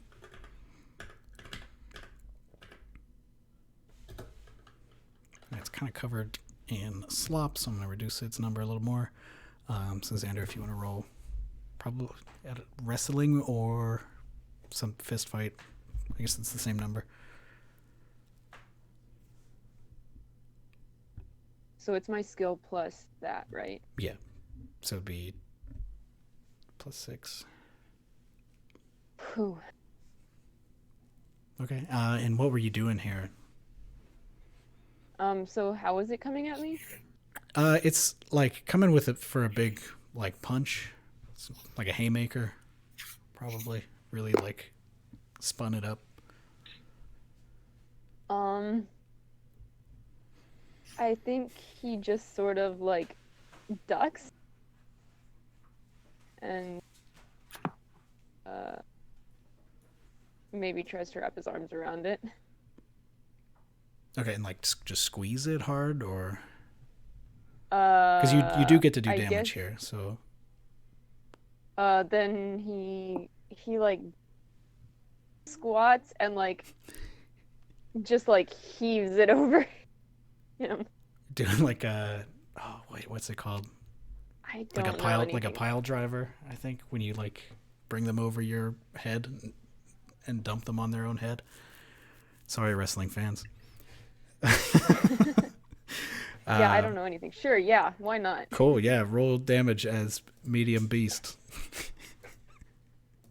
So that's just a D6. Yeah. D6. Only the one. Okay, so that's 4 damage. Which Wow. if you don't know what the damage is, because I've just been kind of like brushing past it, there's a weapons table, and then whatever you're rolling at, for whatever number you get, it just has like a number. So for Modest Beast, 1 gives you 4 damage. Gotcha. But yeah, this thing's on the ground. It's not. I don't think it's quite out yet, but it's incapacitated. And with all that oil on it, it could probably be finished off pretty easily.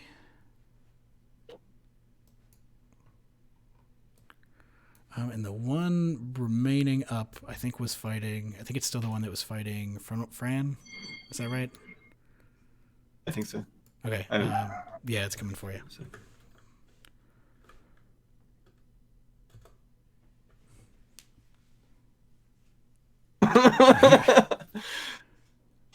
Been swinging at this thing forever. Yeah, I think you could finally land it. And with the fire, I think any amount of damage is going to do it, but also said it's big pile on fire. But actually, no, roll, yeah, and how much is that?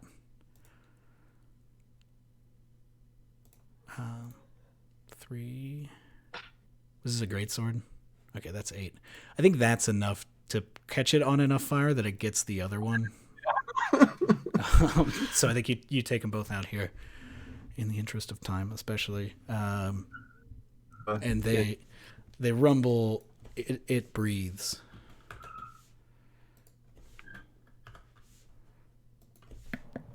So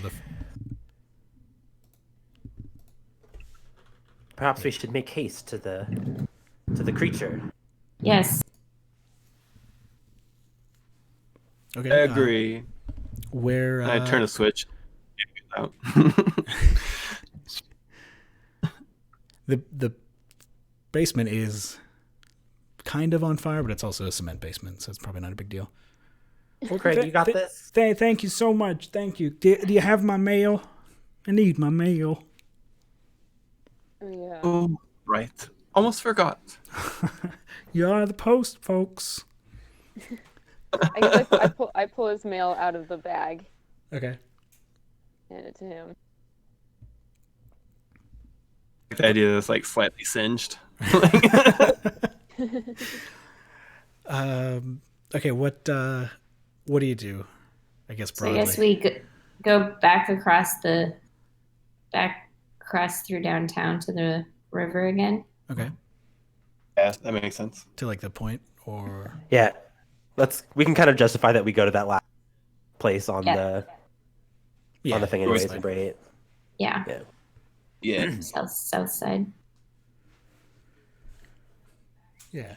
And we're going whale watching. Going whale Keep an eye watching. out. We find a boat. Be on the river. Or I guess we could wait from the bridge until the whale passes beneath us. Can someone make a boat? I guess that doesn't really work. We all have swords and or punches. Yeah. Okay. I have blacksmith. Oh, do I see that? Is that real? I have blacksmith. But first of all, is the whale any? I mean, like, I think The whale what? if you're just going at any given time, no. But if you're like going to hang out, I think eventually you Hang can out see and it. wait for the Yeah. whale. I think that sounds good. I really want to try to like get into the death field again. Okay. Yeah. Why not? With that guy was. Here we go. I want help from the spirits. Oh, I got it this time. Okay. Oh goodness. Was this one's torpor, right? Yeah, you see me go dead, basically, Yeah. and You're used to it. And I guess I'm trying to like talk more directly to Oliver, maybe, and seeing if like he can do anything or like use his sort of non-corporeal form to like investigate this further, or like tell us what we need to do or something like that. Well, dear, if I've been paying attention correctly, perhaps you should get the rope and the coffee and do it here. Just keep jumping the rope and drinking the coffee until perhaps the whale appears itself. Or we could send some fish after it. Either way. And perhaps Father Time will bring the whale to us in due course without our intervention. Father Time's always ending up on our doorstep. Father Time gets his due, that's for sure. He stays too long sometimes. Sometimes much too short. Why don't we do everything? Let's get the coffee and jump ropes. Were we supposed to like collect that somewhere? Is that a question for the ghost? I think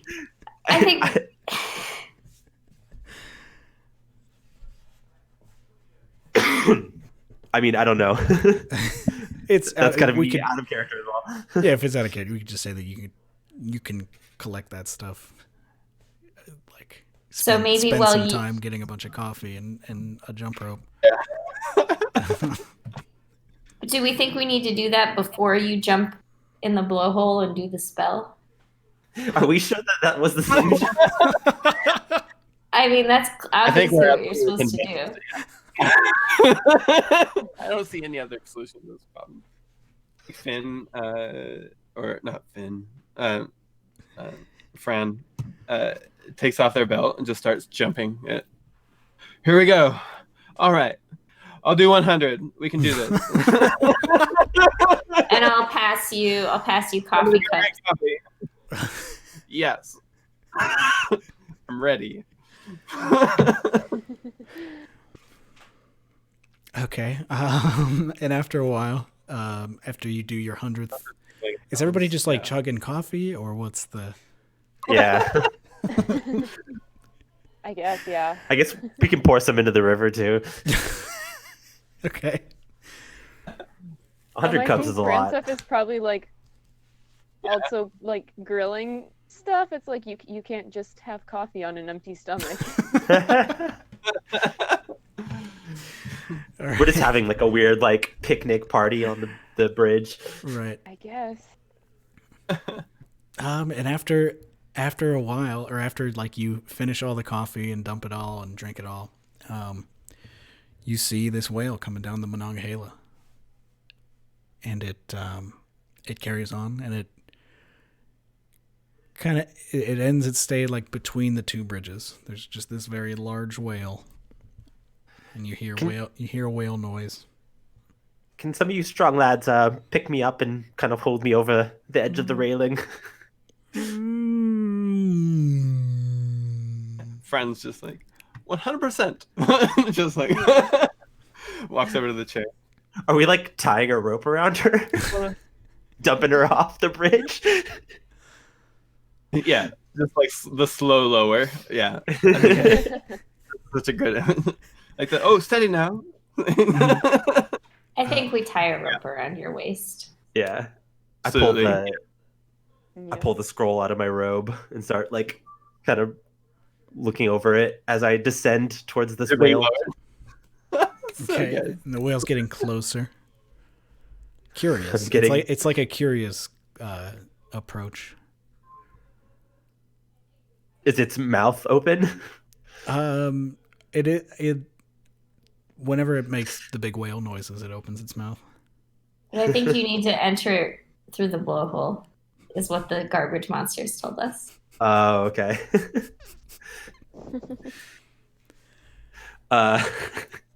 Yeah, I guess maybe once she like is lowered onto its back, Mhm. maybe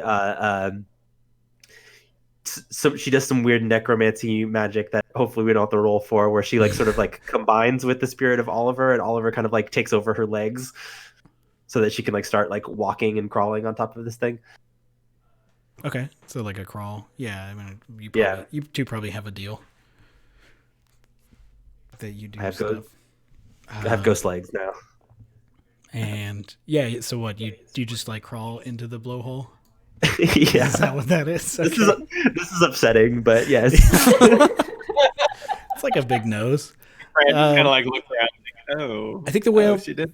the whale freaks out and like submerges, but you're I mean, fair. you're in there.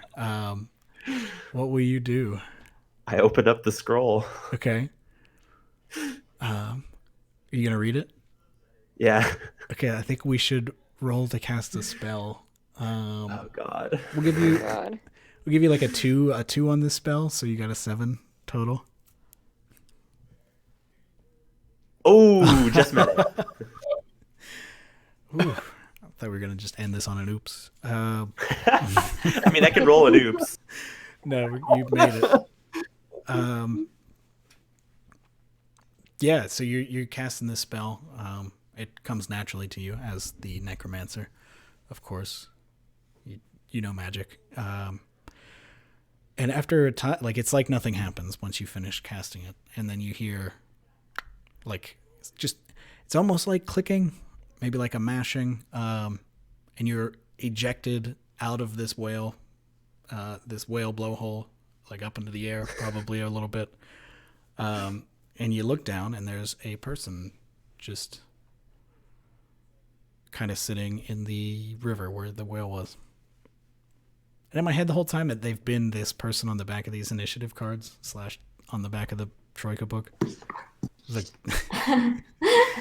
The goofy, like whistling person. Yeah. Oh. Is that you, Bridges?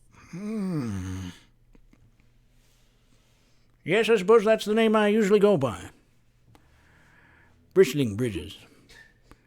I spent some time as a whale. Suppose that's over now. Get back to work. They crawl back onto the shore. Yeah. Fran hands them the last package. Says, well, this one's supposed to go to Southside. It's very close. Well, I suppose I should finish the job. Thank you for covering my shift. That's very mighty kind of you. Hope you enjoy. There's still one more package technically. Yeah, he's got it. Yeah, it's been handed over. They've got it. All right. And just in the nick of time, we've finished. Yay! I like the scene ending with like it's the picnic continues. You know, All right. the mailman leaves and we're just like sitting on the shore. I don't want to end on a bummer, but I don't think Mum lives through this being like swallowed by a whale and then like blasted through its blowhole. Unless she gets like transported to another weird portal or something. Right. I mean, if do you want to roll an oops? We've got 1 minute. Yes. One last oops. One last oops. It's you up in the air. 3, 2. The wizard's old face melts off and reveals a handsome new one. Ooh. Is Mom just young now? Yeah, Mum is just young now. Mum is like hot and young and crawls up on the shore, a new woman. The rejuvenating effects. Yeah, And the credits roll. Yeah. And everybody's like, what was that last scene? All right, we should get off here. So All right. let the next crew in. Yeah. Thank you, Love that. everybody, for playing. Thank you, everybody, for watching. And good luck to the next game. Yeah, stay Yeah. tuned for more sweet RPG content. Yeah, that was 4 of 18, so there are 14 games left. Awesome. Bye. Look.